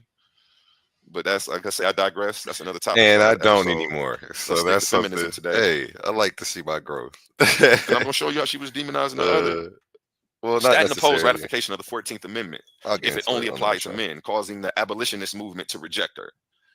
Preserving in support of extending enfranchisement to include women, Stanton made several claims that no class of citizens should be underprivileged, that black men would be as hesitant as white men to extend the vote to women. So she was saying that if black men got the right to vote, that they was going to try to block women too. And that was a lie, because we was always for bringing our women up. We've never been a misogynistic, chauvinistic culture until we've adopted Western society's ways, until we've adopted Christianity. Because I'm going to show you a time and when the other various Abrahamic religions, when women were rulers. You feel me? Sorry that I singled. Let's keep it moving. I wonder where she got that data from that the black Stanton's racist positions may have resulted from the abolitionist betrayal and abandonment of Stanton's cause. Yeah, I think it was just propaganda, actually. Demonizing the other. Remember how I showed you the definition of that? It was her demonizing the other. Some people fell for it. Some people were like, my man got it on lock. You know, some people who were having problems, you know, it's easy to point a finger and say, this is the reason for everything I'm going through. Yeah, I'll let it play. Abolitionists would not help her pursue women's suffrage. Stanton found it necessary to compete with them by denigrating black men and asserting that white women were more worthy of the suffrage. So she started shitting on black men heavy. And you got to see that this trend has carried over today. This trend has carried over to today. This division has carried over till today. And it wasn't created by black women. They adopted it. Boom. There's your answer. So when you say, are they responsible? I just said it right there. No, they didn't create this. They adopted it. Some of them that could be, you know, they didn't create this. This wasn't their plan. How did we adopt it? How did black women adopt? Well, I say they adopt, and it's not even black women, because black women sounds like all of them, don't it? So yeah, let me correct that. I mean, we have to pretty much do what society, you know, allow us to do, correct? So, I mean, were we really of the world like that? Like where we were in the 20s and 30s, were we really sitting up here? When I say adopted it, I'm specifically talking about the demonized and the black men. Like it got adopted and got heavy. You think that black women back in the 20s were demonizing black men? Well, I'm showing right here how she started to do it, and then the But trend that's is because carried she over was. to Because today. I think that she was doing that for racist things because Of she course, of course. But because she she was was talking to a group of. She's talking to the other black women who are part of her movement. So she's telling them that black men this, black men that, and I'm saying that that wait. trend So is carried over to today. let me see. So she basically was in a room full of black women and telling him how black men ain't shit. I'll go back and play the source for you. Let's stick to feminism today. And I'm going to show you how she was demonizing the other. Stanton Demonizing the opposed other. ratification of the 14th Amendment if it only applied to men, causing the abolitionist movement to reject her. Preserving in support of extending enfranchisement to include women, Stanton made several claims that no class of citizens should be underprivileged, that black men would be as hesitant as white men to extend the vote to women. So she was saying that if black men got the right to vote, that they was going to try to block women too. And that, So boom, she's telling black women, hey, if black men get the I'm sorry, she's not telling black women She's that. telling the abolitionist movement. Yes. Now, Thank was you the for correcting abolitionist me. movement white or black? The abolitionist movements Yeah. was white. Correct. Exactly. So she's telling a bunch of white people that I don't know why you're trying to give them. Hold on. No, think about it. She's saying that if black men get the right to vote, they're going to block women too. She's telling that to white people, though? White men? I don't think she would say that to white men. Yeah. You're giving black people the right to vote. They're going to be on your side and not let us vote too. So that's what she did. Is that what this No, is she saying? told those white men that if you that if that she that if you give the black people the right to vote, the black men are going to stop the woman from being able to vote. Let's go back and play it so that way we She can said have she clarity. I want to make told sure the because abolitionist movement. I think you're right. I think you're right. I just want to make sure. I think that you're right, and I had it wrong the first time. Let's see. of extending enfranchisement to include women, Stanton made several claims that no class of citizens should be underprivileged. Hold on, sorry. Was created because when we walk out the house, we're class of citizens should be underprivileged. let me That find black You think you would causing go the into a room abolitionist full of movement black to reject her. abolitionists and tell them Preserving in support of extending. I'm all the way at Hide the bottom. that I need to ever. get the top. Sorry. I got it. That's why civil rights was needed. I'm not gonna say it was needed because I still don't agree with civil rights. I agree with nationalization. But that's, I had like to I hear say, I that digress. twice. That's another topic for another episode. Let's stick to feminism today. Okay, here we go. And I'm going to show you how she was demonizing the other. Let me slow it down. Stanton just on opposed this ratification part. of the 14th Amendment. Slow it down so we can get it right. Don't need to go fast. Like Rick Ross said, I don't want to move fast. I want to move correctly. Shout out to everybody being patient with me today. If it only applied to men, causing the abolitionist movement to reject her. Preserving in support of extending enfranchisement to include women, Stanton made several claims that no class of citizens should be underprivileged, that black men would be as... Okay, it says in support of what she was trying to do, she made several claims. It doesn't say who she made them to. My first thing would be to, I mean, we can say she was talking to her enemies, or maybe we can say she was talking to her supporters, but I don't think she's going to go into a room full of white men and say, if you give black folks the right to vote, they're going to be on your side. I mean, they're going to keep. Oh no, I see what you're saying. I think you are correct.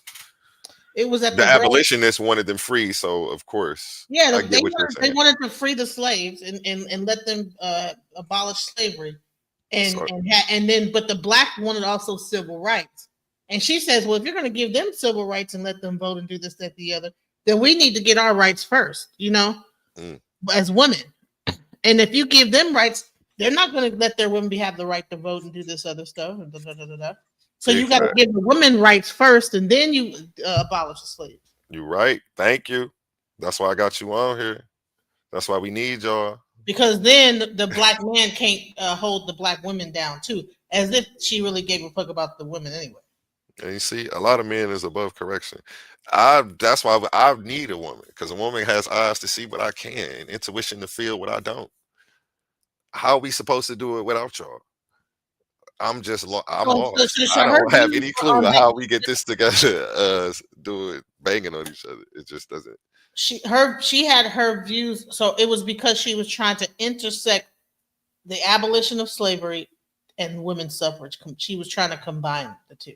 And what happened is that they had this 1840 World Anti-Slavery Convention where women were excluded from participation. And so that from them doing that, because women could not be at that event, that started her and that Lucretia Mott to organize the Seneca Falls Convention and began their lifelong activism for women's rights. Because they were mad because they couldn't go to that convention. So that's why she was doing this. Basically. I still think that the demonization carried over though. Would that be a fair, or maybe it's a debate topic? Maybe it's not something proven. Because this is where I start to see it at, you know. And since then, it's been carried on by this same. So what happened is that here it is. In 1840, the 1840 Anti-Slavery Convention was a key moment. It was in London, and Stanton and other women delegates were barred from participating fully and forced to sit in a separate gallery. This incident, which she describes as hypocrisy, convinced her of the need to address gender inequality. Right? So the fact that she had to sit in a separate room where she couldn't speak up at the thing. That's corny.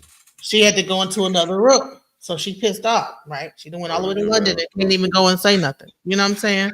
And so then she met another woman room named Lucretia Mott.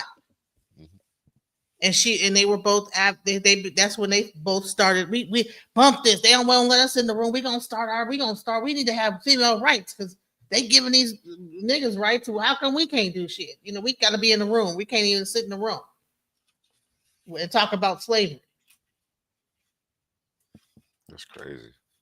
They opposed the 14th Amendment, which granted citizenship to Black men, and the 15th Amendment, which granted them the right to vote, because they did not extend the franchise to women. That caused a rift of the broader abolitionists and Republican movements who believed it would hinder efforts for Black male enfranchisement. So we didn't want to be tied to them again, but they was like, it's either both of us or nobody. Basically, she was like, bump these niggas and we need to. I'm opposed to that. They don't need to have citizenship. She's a slimy woman. So she was running that game while at the same time grabbing to the Black white women. She wasn't running that. Yeah, she wasn't running that to the Black women. She was running that BS to the white men. I'm sure that they were privy to her rhetoric, though, being that they were her supporters. Who was her supporters? The Black women who were part of her movement that the whole article says she threw under the bus.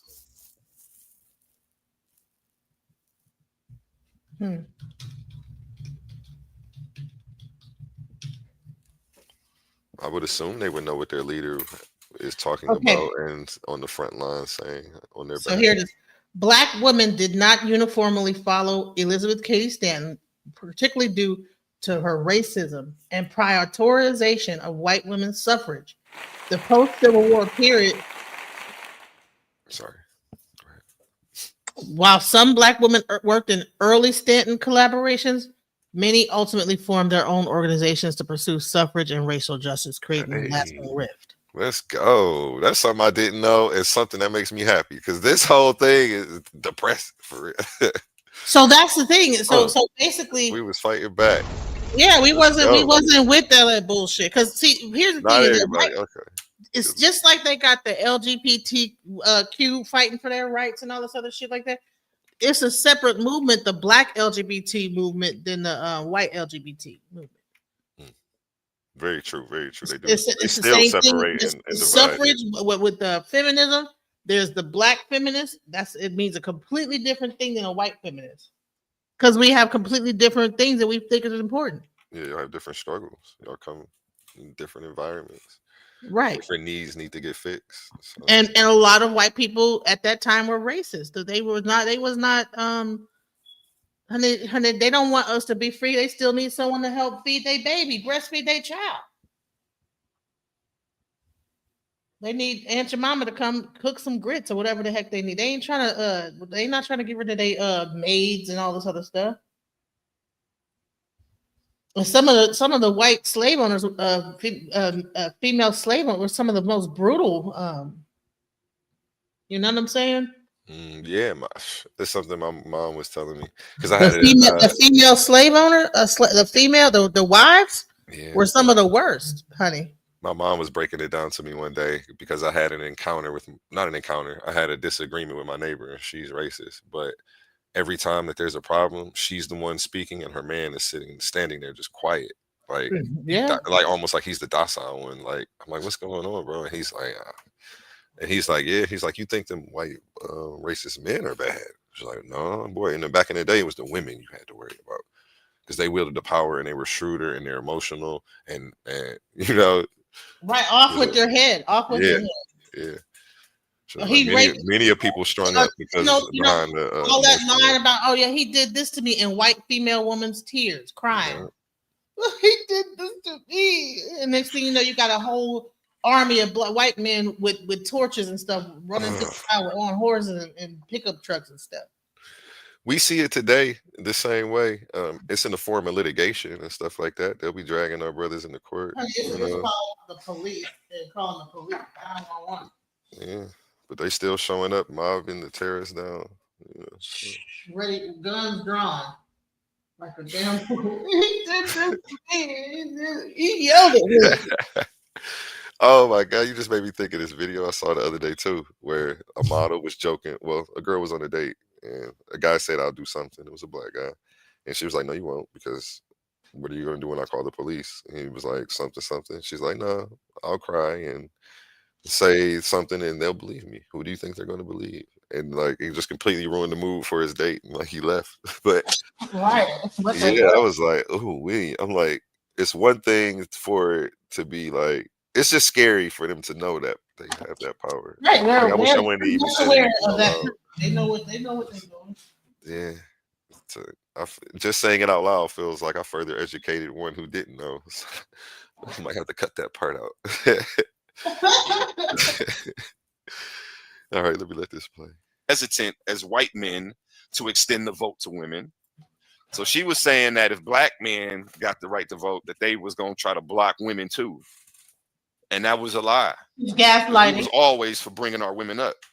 We've never been a misogynistic, chauvinistic culture until we've adopted Western society's ways, until we've adopted Christianity. Because I'm going to show you a time when women was queens, when women were rulers.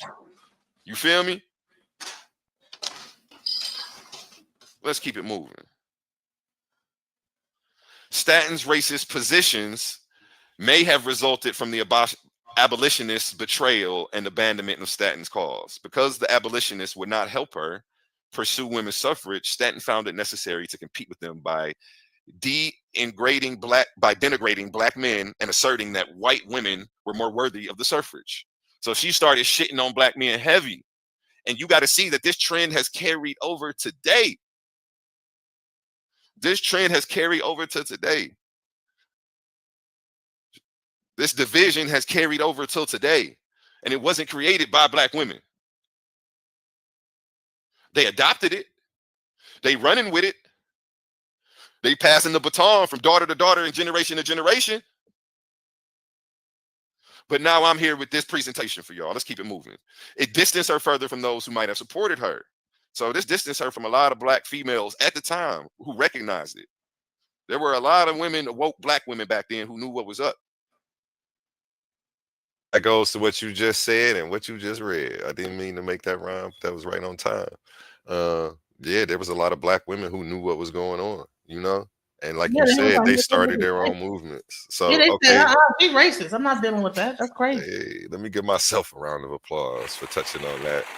I haven't seen this in so long. I don't remember what was said. So this is exciting to me because I was really passionate about this that day. So, but what do you think about the move from that attitude to now white women like almost being in competition with black women to be with black men. Mm, mm-mm. It's Well, deep. how did it go from Oh like my gosh, it's deep. Especially where I'm at. Like they be trying to act like they, black women. I feel like black women are under attack on a level that's scary. Even like the even from the LGBTQ community, they trying to be y'all. Everybody's trying to steal y'all identity and tell y'all not who y'all are. And it's bothering me. It's troublesome, to say the least. They want to be y'all. They mock your mannerisms. You're a man, and I don't have no problem with you doing it all in good fun. But they're trying to make it a real thing, and when they try to bring it to reality, like it's cool that when it was play. Go ahead, do your play thing. We all saw Wesley Snipes and the little Mexican guy back in the day in drag. It was funny, So I don't know what's the name of that movie, but Wong Fu? so yeah, exactly. That movie was hilarious. We all saw it. We laughed. Nobody got upset. I didn't, at least. I wasn't pissed off. What Are are we they letting doing? people up? I didn't know whether we should Like, be dropping the link to. Are we letting anybody up to comment? I did drop the link for one person, but go ahead, drop it for free. Yeah, if some people want to comment, they can come on up and share their 2 cents. I'm not tripping. I don't want to debate the topic. I don't want to Yeah, argue no, no. about I just anything. want to see if anybody got some Um, context about that movement back in the past that I might not know about. Because yeah. Anybody who's I'm got some still trying healthy to figure out dialogue like, for where the did they get show, that whole thing that the white woman was cool. The black woman and that started this feminist movement, and the white women was cool. Because I think that they wasn't fucking with each other like yeah. that. You're right, and I said it right there. You read the sources. It was. I think it was a split. I don't think everybody. Again, I think the women who had issues with black men use it's like I say. It's easy to point the finger and say, "Well, this person's responsible for the things I'm going through." I don't think they had issues You with know, black men. I think they were just trying to get rights. I think that the feminist movement was not, at least for the black side, was not about not having rights. It was about well, getting, I mean, not having rights in the black and not what about the black man. It was about getting rights to the government to make sure that they can get jobs and work, or not get jobs. We was already working, so that we can vote, I guess. can I ask you a question there? Okay, because I see it right now in today's society, um, the man bashing, and that's what I'm talking about, and the demonizing of black men, like i.e. the gender war podcasts and stuff like that, where women are taking personal experiences and attributing them to the character of black men. Um, like that's our character, that's who we are. I mean, I don't know. I guess there's just not enough married women shows, you know, to Yeah, balance it, that's because right. those women have a different story. Those women have a different opinion. Those women have a different thought process, and it's beautiful to see. So uh, I don't know. Like again, people can only a woman who's in a happy marriage isn't man bashing because she doesn't have that personal experience, and I recognize that. Um, I don't know. I You think know, I can I leave it grew up there. in a family where the women like it was there were things that happened, but we would not be out in public talking about it. Hmm. Yeah, and of course, nobody's perfect. Nobody's You perfect, know, uh, and I'm sure there are women who were victims of a bunch of BS. We're not gonna yeah, forget it about would them be, either. your aunts would bring you to a room. When you start getting a certain age, they bring you, sit you down, and kind of tell you, hey, watch out for this, watch out for that, da da da da. You know what I'm saying? You're becoming a woman now. Like I got the talk when I turned 18. Yeah, I just think it's on based on who the people are, where they come from, what they grew up experiencing, and a lot of this stuff is passed down from generation to generation. The traumas, the things like that. Um, I happen to grow up in a household where I didn't see. My father was a pastor. I didn't see a man cheating on a woman. I didn't learn that type of activity. I don't do that.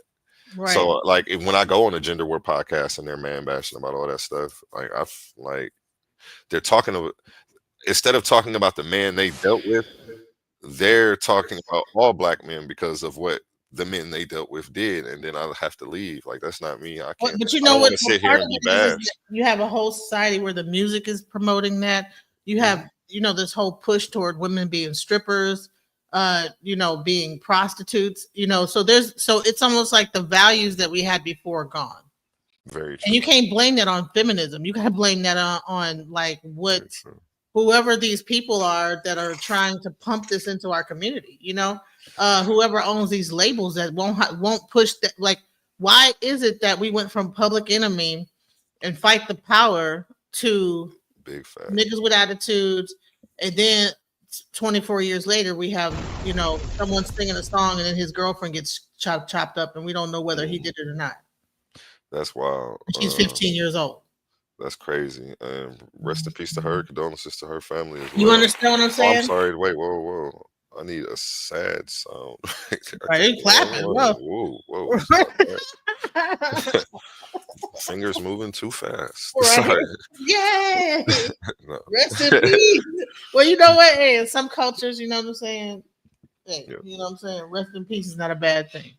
And sheesh, you said something and I had a response for it, but it shot out of my head when that happened. But you were I absolutely think right. we had a lot of secrets in our families back in the day. We didn't really talk about our problems out in the open. We would keep secrets. Like, so even there was certain level of dignity our culture had about like letting the white man know our business. You know what I'm saying? Don't do that in front of the white man. Remember, I mean, I don't know if you could. Trust me, I know. Told that don't be acting like that in front of white people. Because I still got it in me today. You get in front of some other folks, you better straighten up. Don't be embarrassed. Yeah, like you had to like represent our. Yeah, and it bothers me because like even something simple. When I go into Walmart and I got brothers with me, and if I got some hood people, I got a bunch of hood people around me, so they'll be using the N-word flagrantly in the area where we're the only ones. right. And, so and then it's offsetting to me. I'm like, there are children here. Now they have to make sense of this. They're in their car trying to explain it to their Mom, kids. why was this, Mom? I'm like, we're introducing all type of like we're not really self-aware. And then my friends would be like, shoot, I don't care. I'm gonna be myself. Like, so it's hard for me to even speak to them because they're hood brothers. They'll get to arguing with me. And I'm like, you're right, and you do have that right. But just so you gotta know when you go out and you wearing this black skin, like you don't just represent yourself. You represent the culture every time you step out the door, whether you like it or not. So yeah. They're not gonna say Jonathan so and so is acting up. They're gonna say that nigga was acting up. There was a black guy Look at how those black down people in Costco acting a fool, using the Yeah. N-word all over the place. Now basically. little Johnny wants to listen to rap, and they blaming it on that. I guess he must be one of those YNs they talk about. But what is up with this new YN thing? See, I'm getting old, and I never knew I would get to this age where it's like, what is y'all talking? What is this new? What is this YN? What is that? It's like an old grandma. Yeah, it's That's a term they cool coined, thing, right? To be called a YN. maybe by them. I think maybe they like it. I don't Yeah, got too many around me because I can't. I got too much to lose. And then this Pooh Shiesty mask that everybody's wearing in the summertime looking like a robber. That was a mask that people wore to. It's not a Pooh Shiesty. It's called a fucking ski mask, and it's a mask used to usually to conceal your identification, so you could because you're doing up to no good. Like, so that's not. I don't understand how that becomes a fashion thing. That's something that people wore before when they're about to rob somebody. For people wanting to be around COVID time is when the mask thing became popular, and then with the psychology of the community with the music going on, being nefarious and looking nefarious was a thing, and the mask back just in the day, them helped, suckers was to rob. You put that mask on and you put it over your face. It's me and all these black guys with masks and guns jumping around to the music behind me. You should be scared. You don't know who's coming. I think that was the thing behind it. And then a lot of people, and then the climate of things, depending on where you're at, these people may actually have people trying to kill them. So they were actually using it as a form of protection, I think, because It's like, I can't have people seeing me. Like, I have people out to get me. So this whole COVID climate thing is working out for me right now. And then it kind of carried over. So more than feminism, Mhm. is the issue. Don't you think that like that type of behavior, because that type of behavior breeds violence, and violence and crime breeds prison, Mhm. and then that's one less person that we can procreate with. So the women are suffering Mm. because now we don't have a father in the home. Now you're gonna say, "Oh, single mothers," right? Mhm. So it's not like that all the single mothers are single mothers because that man left them, because their relationship didn't work out. But a lot of these people are going to prison and going to jail for long periods of time. Yeah. If you look at my entire body of work, you would get that grasp because I touch on stuff like that too. Because it's like I say, it's a conglomerate of things that are against us. And We're at war on all fronts from all sides, and if we don't stick together and band together as male and female, we are not going to make it. We are And here's not going to make nothing. You know what they'll say? They'll say some crap like "choose better." Well, how would I know this fool gonna go out and do some stupid shit? You know what I'm no. saying? I understand, and Well, when I was with him, he was a nice guy. You know what I'm saying? I'm sure, these guys don't act on they don't act to a woman how they act on the street you know what? and being a Can fool, I whatever they attempt to call it, answer and that being a question fool. for you? Yeah, go ahead. Because I have a daughter, right? And let's Mhm, say, and I may not be right, I may not have the perfect answer, but if she asks me that, I'm thinking, okay, what would I say to her? I would say, mhm. baby, what you have to do is first know yourself, know what you're comfortable with, what you're not, and then from there you set your boundaries, and you just have to stand on your boundaries. I think the things come when everybody has different red flags because what works for one person won't work for another one. So what's one person's red flag is could be another person's green flag. But when people are when people push your boundaries, we tend to give people more chances. It's something that we do out of love. I also think it's because we get attached to the lust part first, and more people are being sexual before they get to actually know who they're dealing with. And once those bonding hormones and chemicals kick in from the sexual activity, then you're like stuck. People can get crazy in Connected. love, and then Yep, you are stuck and spiritually bonded to a person who's horrible for you. exactly. So my whole thing is, even in life, this is how I move and this is how I maneuver. I'm not quick to get in anyone's bed because I can be spiritually misaligned with you. Just Yep, because I think you're beautiful, like you could be a devil in disguise. very much so. So I'm not in a rush to get in anyone's bed. I want to know who you are, what you've been through in life, your background, what your interests are, what pisses you off. Then maybe we can talk about getting intimate.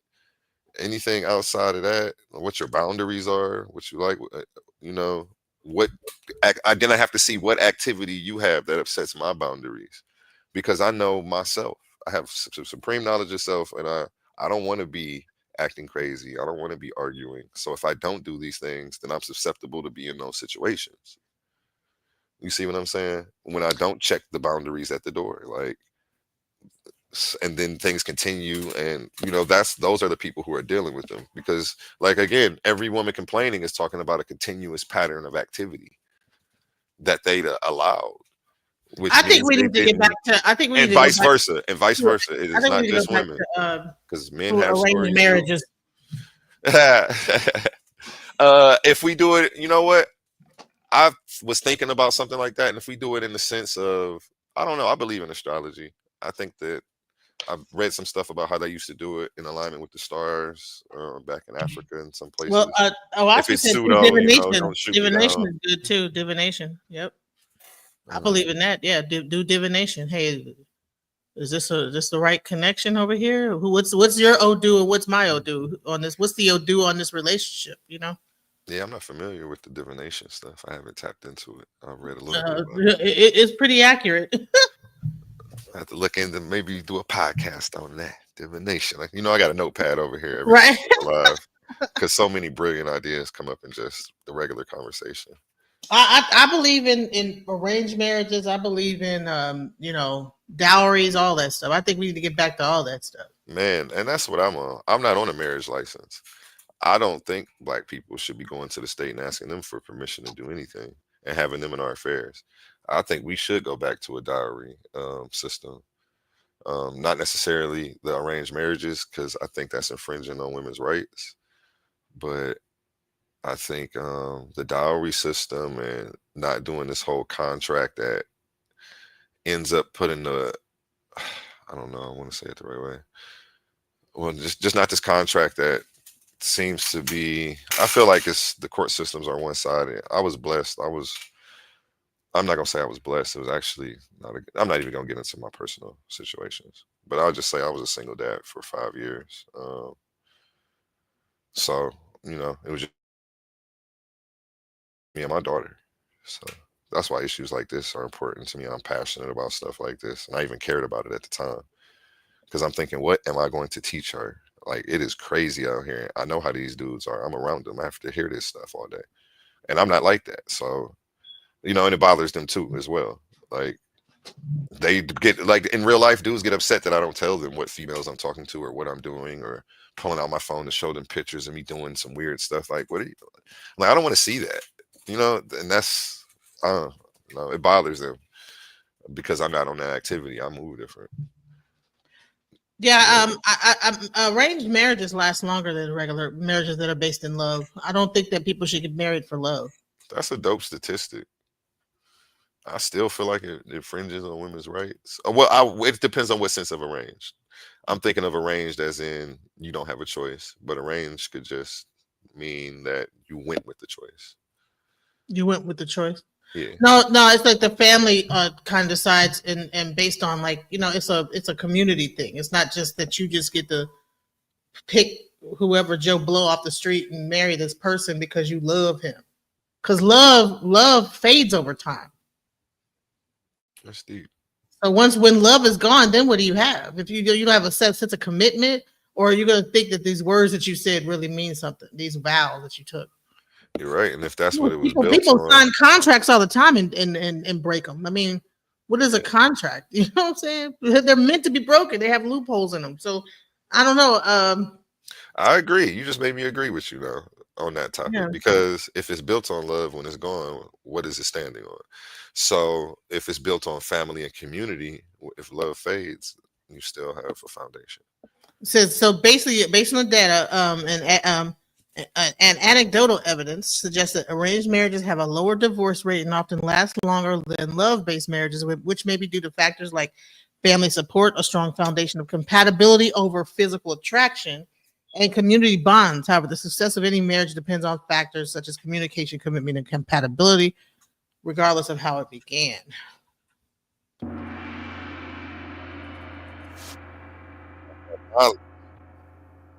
So arranged marriages often involve families of the couple from the beginning. So it ain't no just dating somebody. No, the families get together first, and then the couple comes together. It's not so there's already a understanding about, okay, well, you're from this family. So and then you have a social support to help with challenges. Everybody's working together to make sure that, so it's a family affair, and they have more realistic expectations. Love develops over time rather than with the intense, unstable expectation of a love-based marriage. So love develops slowly versus it just being based on the lust that you feel right at the moment. Mm-hmm. Actually, and that's how you actually build and learn to grow someone. I wonder if they're consummating the marriage immediately though, or if they're actually taking time to get to know each other for they. I don't know. I don't think so. I mean, I don't think it depends on the couple. But a lot of times the woman is taught, what to do on the marriage night. There's like a whole thing that, a ceremony. There's a consummation, but it's not really done like you're a whore or whatever, like some kind of whorish thing. There's No, usually no, some, no. like, I level didn't think of anything of the such. or Like, like some that's freaky, your wife for some life. freaky ass shit. You know what I'm saying? It's like usually like a ceremony involved. Mm-hmm. Yeah. Let me go back to. And then that goes into a certain level of spirituality too. I think that when you have that kind of a role, it brings more spirituality into the whole thing. So That's facts. I agree with you there too. You're dropping facts today. Hold on 1 second. I want to pull up the graphic now so I don't have to go back and do it later. And let's go back to the video. And you know what? Also, so in an arranged marriage, what's happening is that the parents are setting up their kids to who their child marries, right? Mm-hmm. But another thing that I found is that when people get hooked up by friends versus them just finding a person on their own, those tend to last longer too. So it's almost like when you don't look for your own partner and someone based on what they kind of can see, like that are friends that have been around, those tend to last longer too. Facts. Yeah. Like I say, I take my time. I'm usually always in long relationships, Mm-hmm. but I don't rush. I'm not trying to rush to sleep with anybody. I learned that early. Don't attach yourself. You got to be very careful.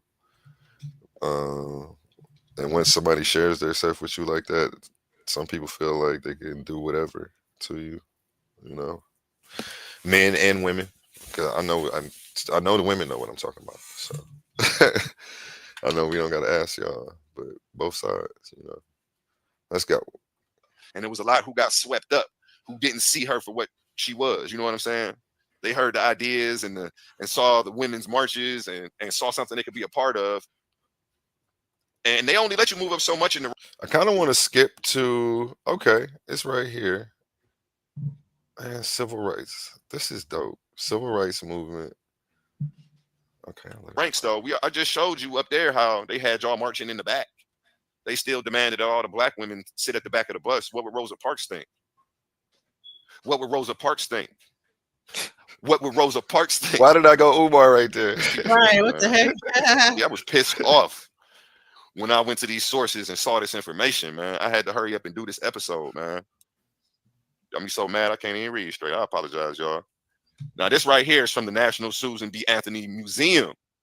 This is her museum putting this information out. So this is nothing to debate about. You feel me?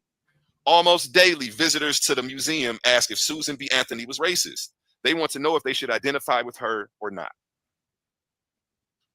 Hold on one second. Let me see where we at. Let me go ahead and make this big so y'all can go ahead and see this. Here we go. This is an op-ed by Linda Lapata, Director of Interpretation and Visitor Services, the National Susan B. Anthony Museum and House. Okay, let me take it down a notch because I'm upset. I can't read straight. Let me go ahead and read this straight. Almost daily, visitors to the Anthony Museum ask if Susan B. Anthony was racist. They want to know if they should identify with her or not. The not so simple answer is yes, she was racist, and no, she wasn't racist. And yes, you should identify with her. This is what they tell you when you go there.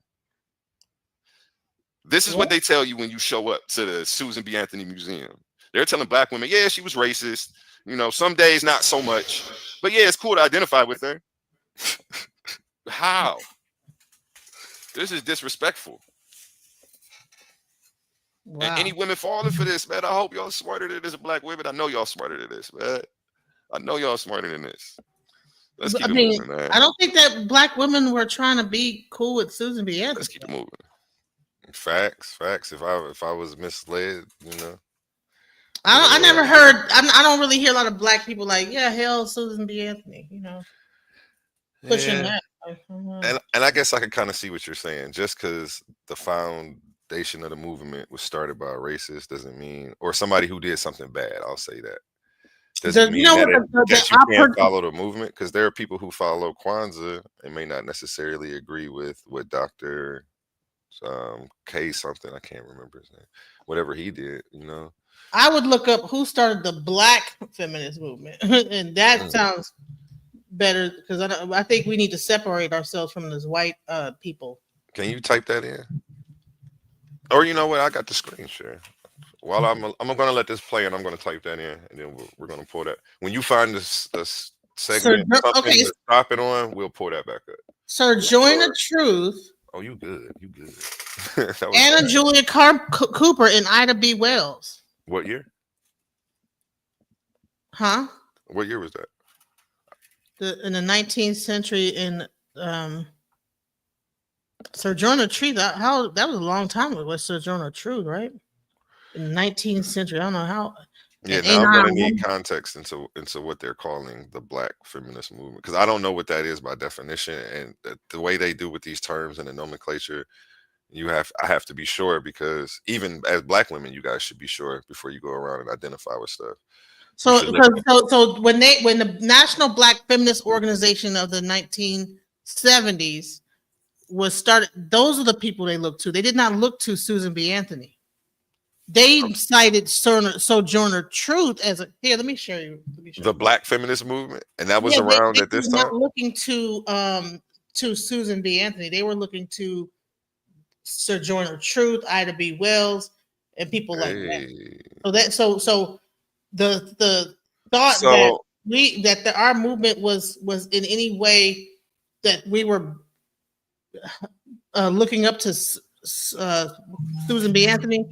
No, well, in the article that I showed where Susan B. Anthony had all those black women mobilized for her movement, would it be safe to assume that those women? no, they work for her. Those are just workers. See, just basically like yeah, all those everything had niggas working for them. 38, 28. Those are her workers, bro. And then they stopped working for her and started their own stuff. They was like, "Bump this. This is racist. This is racist, and I'm doing my own thing." Because that would dismiss the whole Susan B. Anthony threw black women under the bus article. That there was never a bus to throw us under because we never supported her.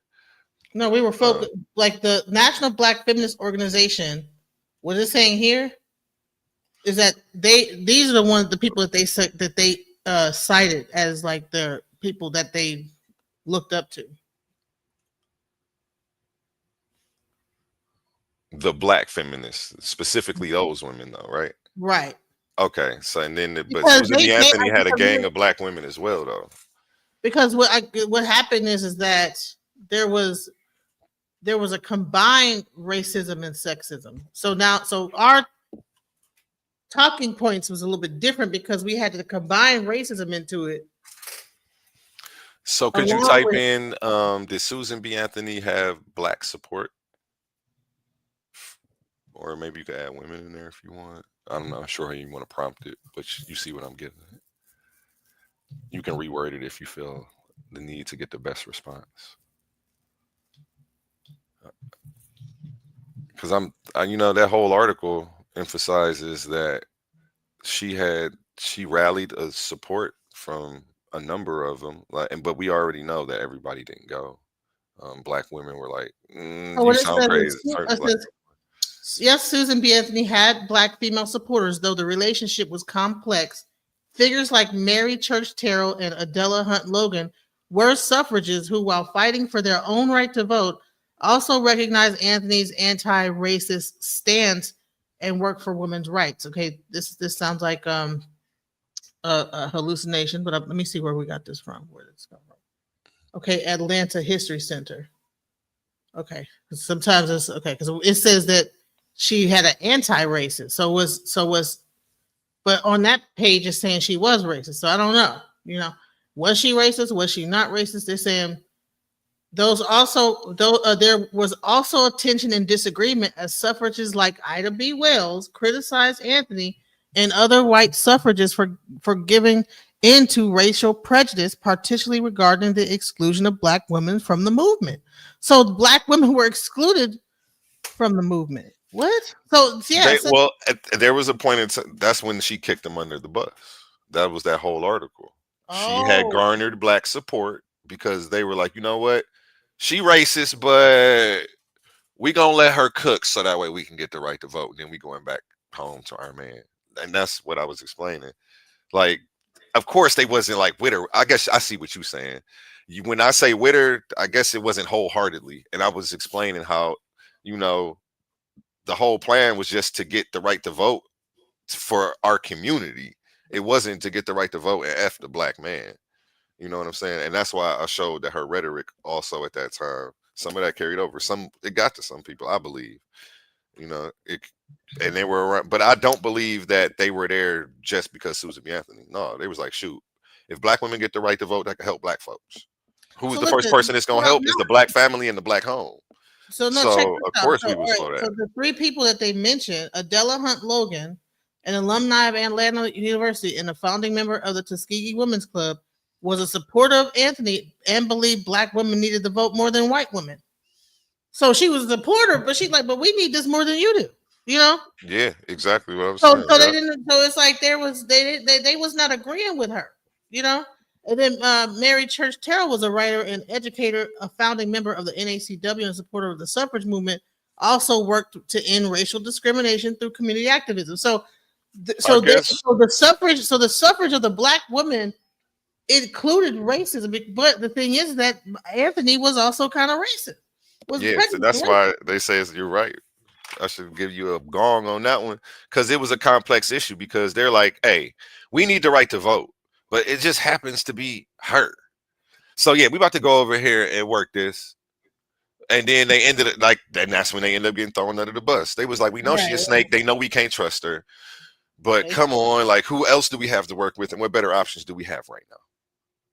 So yeah, I'm sure that was the sentiment of black women at the time. So it says that despite Anthony's individual stance, so I guess she thought a certain way, the larger white suffrage movement and sometimes Anthony herself made compromises that excluded black women, leading to conflict. But I do want to make a separation between support and agreeing with somebody.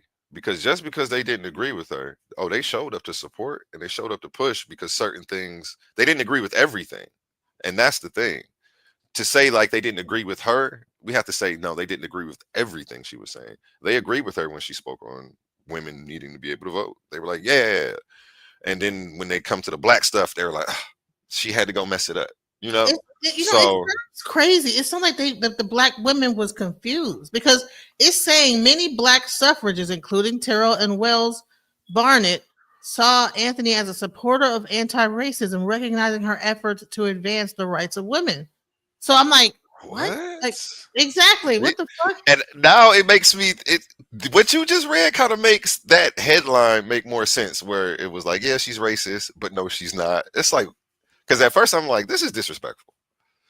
Like I hope nobody's falling for this. But you think they just went ahead and went along with it because they didn't like her, but they said, well, we trying to get our rights too, so we'll just go along with it. So it sounds safe to say she was more like a Joe Biden, She has some racist tendencies, but she could hang around us and she was doing some good for some of us.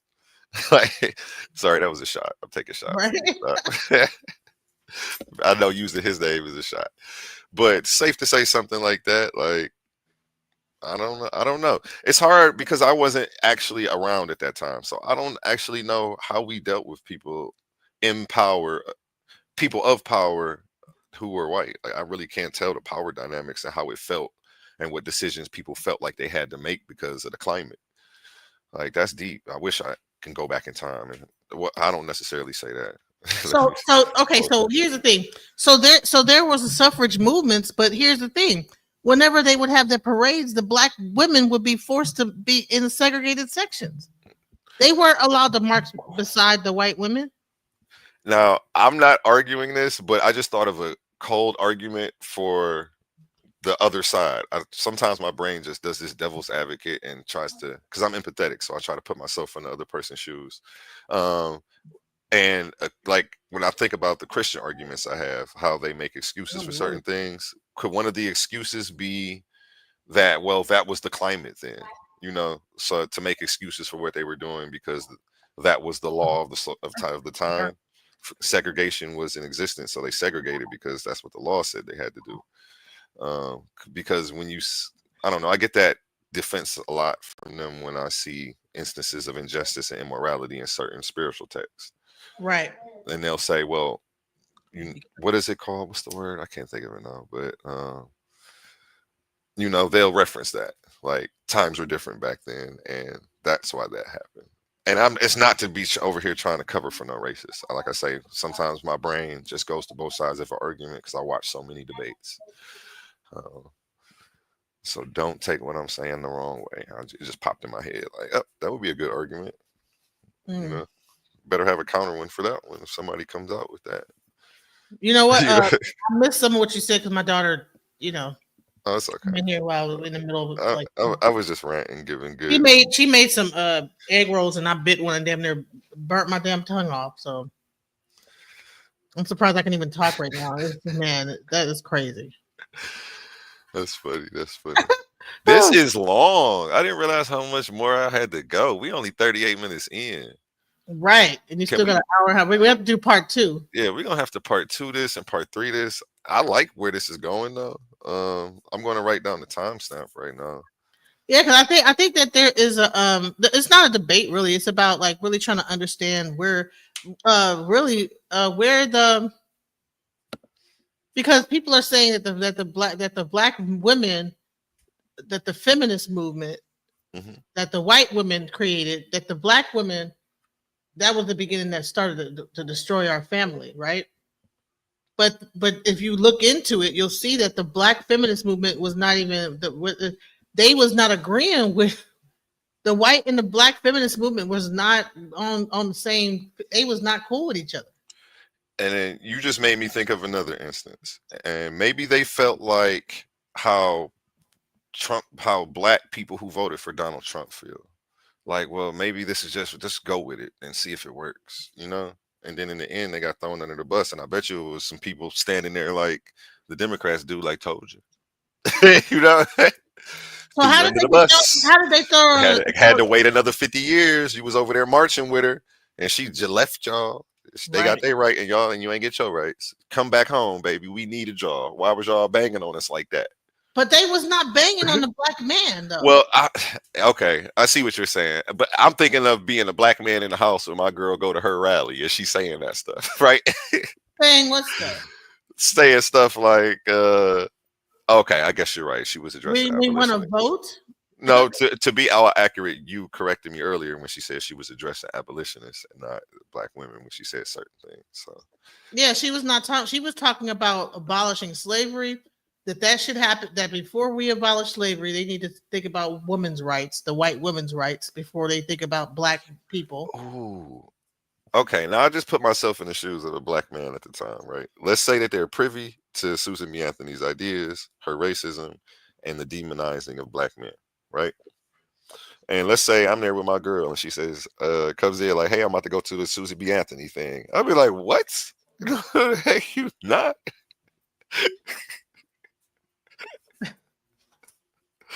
Like, I don't know. That's it seems like what I don't know. And then she probably Here's the explained, like, thing. look, she gonna get us the right to vote, and then we could cast the vote, and then we'll be able to have some, you know.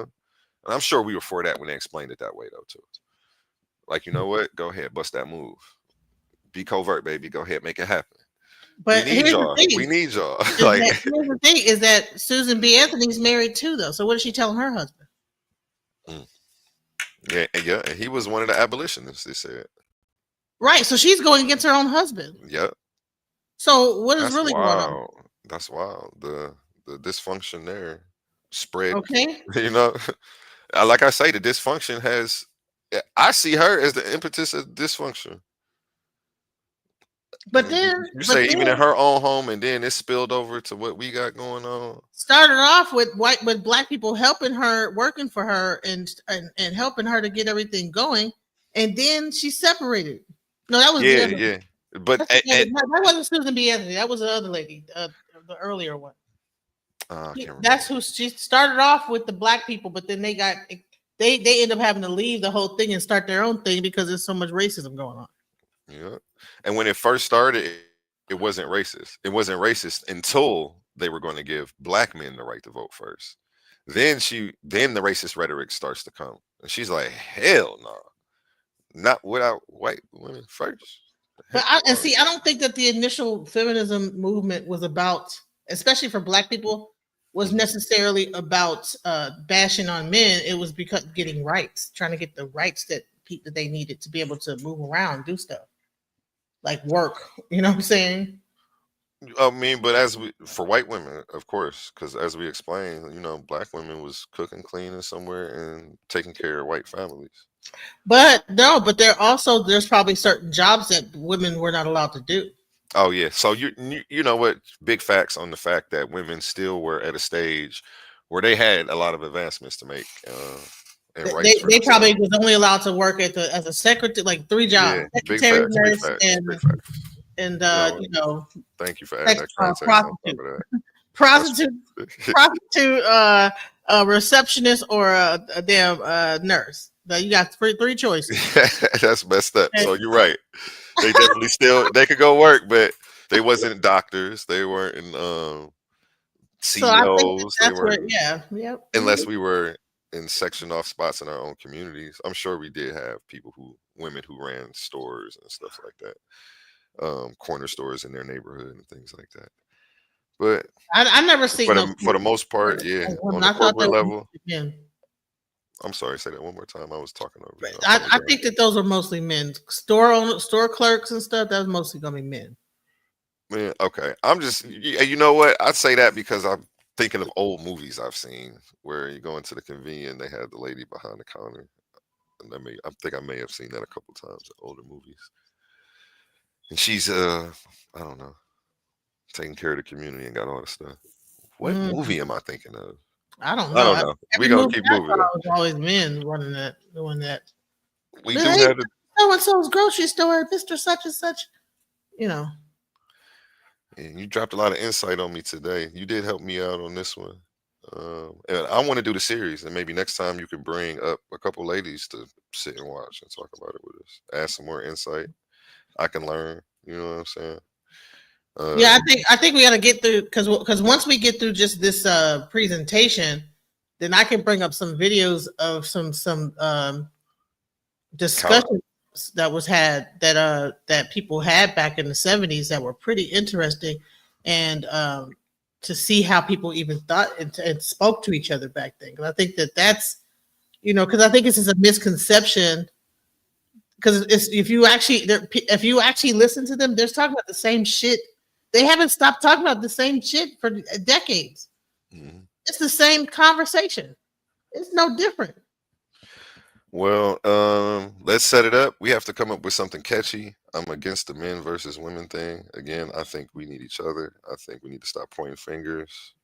I think we need to clear up the lies because I think that everybody is lying to them. That one person say something and everybody repeat the same thing that person say. Don't do no research and find out if that's true or not. You have the smart guy. He's been talking about the damn the damn Willie Lynch letter and stuff for the long. He got the same talking points. Every place he goes, he says the same thing. And it's like, dude, have you really done the research to really find out if these things are true or not? Because he goes into the welfare. See, the black woman kicked the man out the house, and this, that, the other because of welfare.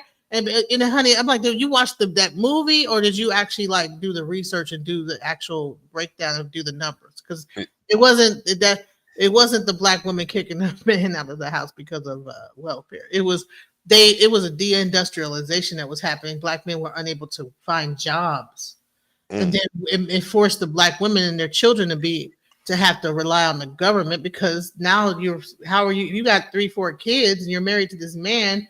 They came back from the war and they don't have no job. And then they're on drugs. They're on heroin and stuff like that. Hey, I got a new name for you. We about to start calling from now on my channel. You are going to be known as the Context Queen. Period. Point blank. That is your new title. Everybody, I like to introduce the Context Queen.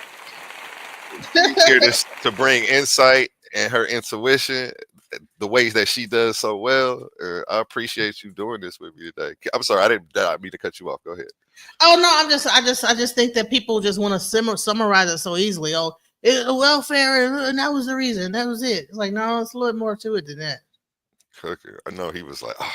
How did he clap back today? He probably didn't have one. No, oh no, trust me. He ended up getting into an argument and fight with this other girl on the panel, and we couldn't even get too deep into the conversation because it became him threatening her, and it was crazy. Oh wow, that's scary.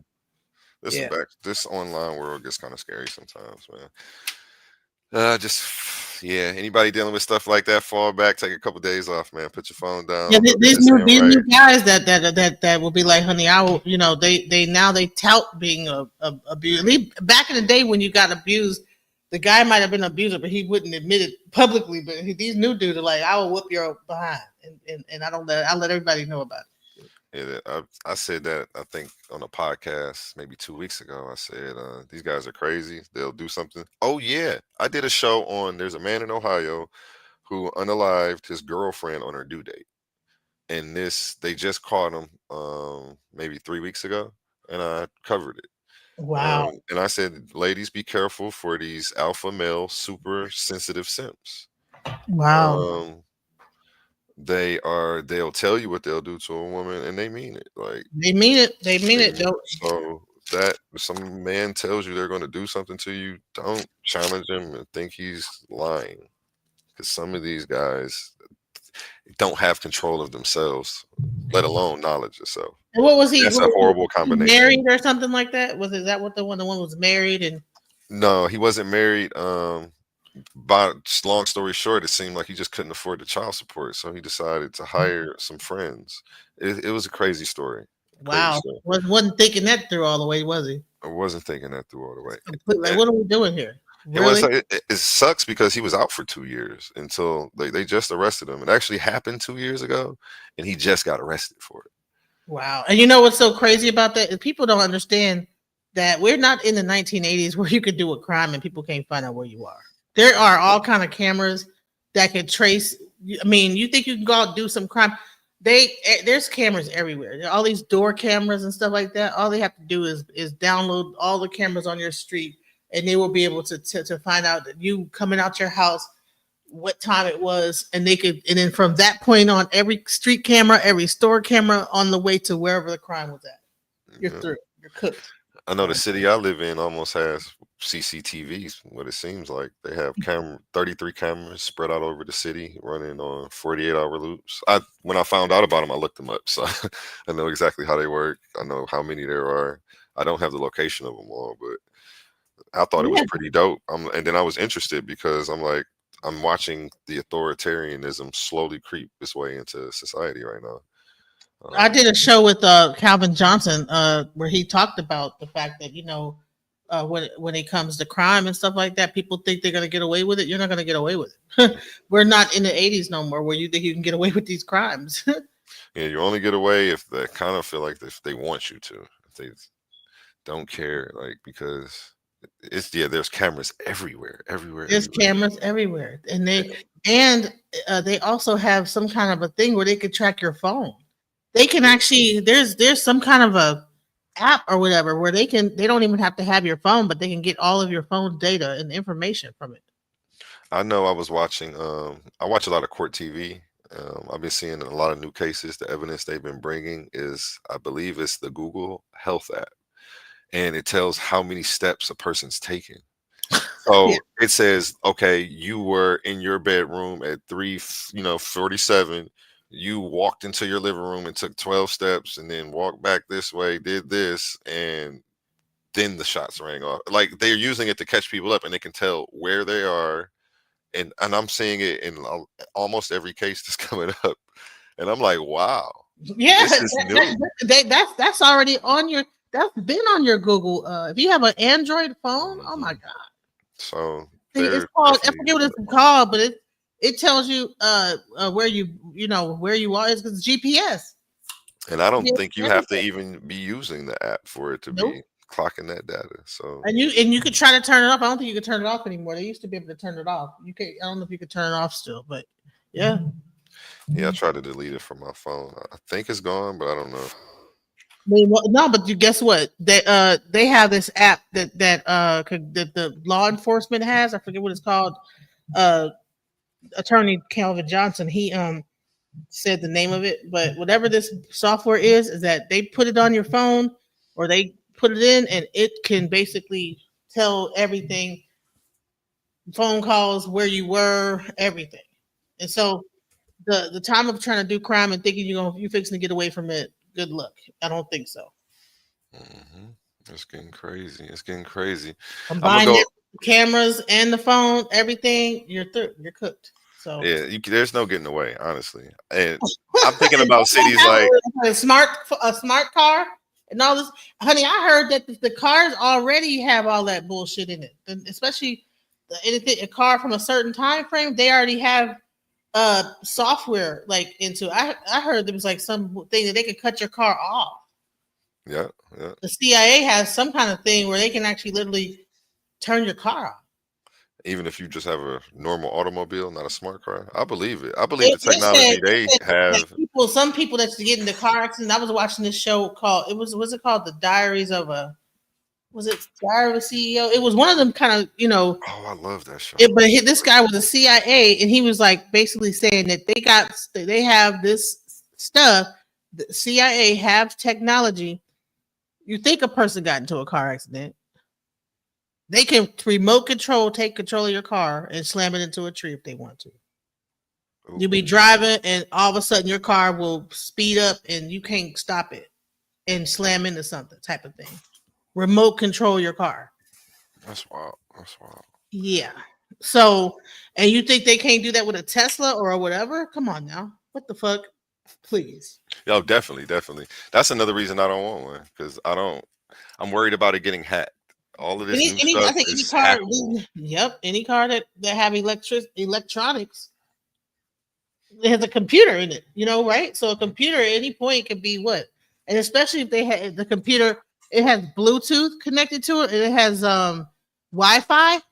These new cars all have Bluetooth and Wi-Fi, right? Hackable. Everything is hackable. Right. So And people, remote access. hello. So and what does it have? What is the thing called? Remember, back in the day, people were always trying to get this on their car. It was a whole thing called Oh, the OnStar. OnStar. Yeah. Right. So right before, and they were able to do things to your car from the OnStar. So what do you think the CIA? Come on now, It's they can wild. unlock your door from OnStar and all that stuff. So what do we think they can't control the car? And hell, how do they have it so that they can remote control cut your car off at the dealership if you don't pay your bill? Yeah, the technology is just crazy right now, and that's why, like you were saying, it's hard to get away with anything. I mean, they can So really shut all this down. The freedoms that we have, uh, we should enjoy them because they're slowly about to start going away. You honey, know, there is a goddamn meteor or some shit about to hit Mars or some shit like I heard about that. I heard something about it.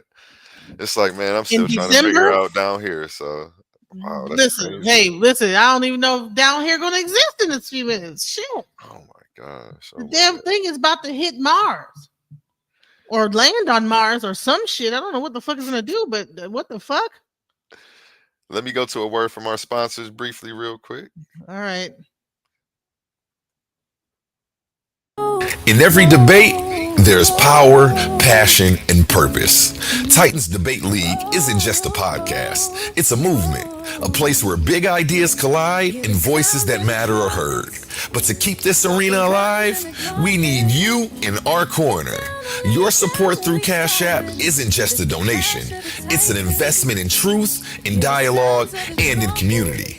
Every dollar helps us bring sharper debates, stronger guests, and bigger opportunities for growth. And here's the best part. When you give, you're not just supporting us. You're standing tall as part of the Titan family. We see you, we value you, and we appreciate you. So if you've ever felt inspired, challenged, or entertained by what we do, show some love and send your support to $Titans Debate League at Cash App today. Again, that's $Titans Debate League at Cash App today. Together, let's keep this debate alive, keep the fire burning, and keep the Titans rising. Have a blessed day. Recommend surgical precise pen, hand heated, the room will spin. If men get treated, them goons gon' spin. Level heads with feet, paradigm to box you in. Got a pair of dimes in the box you in. Don't matter, paradigm, pair of nines, and your clock won't spin. Hear the sounds of the trumpets, start the rounds in the gauntlet. Get down and lay down when we're stomping. It's the clash of the titans. Hear the sounds of the trumpets, start the rounds in the gauntlet. Get down and lay down when we're stomping. It's the clash of the titans. Hear the sounds of the trumpets, start the rounds in the gauntlet. Hey. Appreciate everybody tuning in today. And shout out Laurel Burns on that track. You can look him up. Spin some of his music. He is monetized. Go ahead and support him as well. You know what? I'm going to redo this ad and make sure I got his info on here. Yeah, I got a lot of people helping me out. You know, I appreciate my team and everybody working with me. Team Titans. Any closing words, DJ Genesis? I just wanted to say thank you for having me. If you guys can check out my channel at DJ Genesis Detroit on YouTube. And thank you for having me. Definitely. And Queen Context will be back. You can be sure about that. And thank you for showing up today. I want to see you change your tag name to that next time, so that way, The queen of like, context. that's Okay. what you are here for. That's what I think. Since I've seen you, that's what you do. You do it well. Appreciate you today. Thanks for showing up, and everybody tuning in. See you soon. We have some open panels tonight. Be checking that out. My One of the Team Titan members, Emmanuel, will be hosting an open panel for us. His show is called Add Your Two Cents. He has some good topics, so make sure you check it out. And you guys have a beautiful night. See you soon. Peace.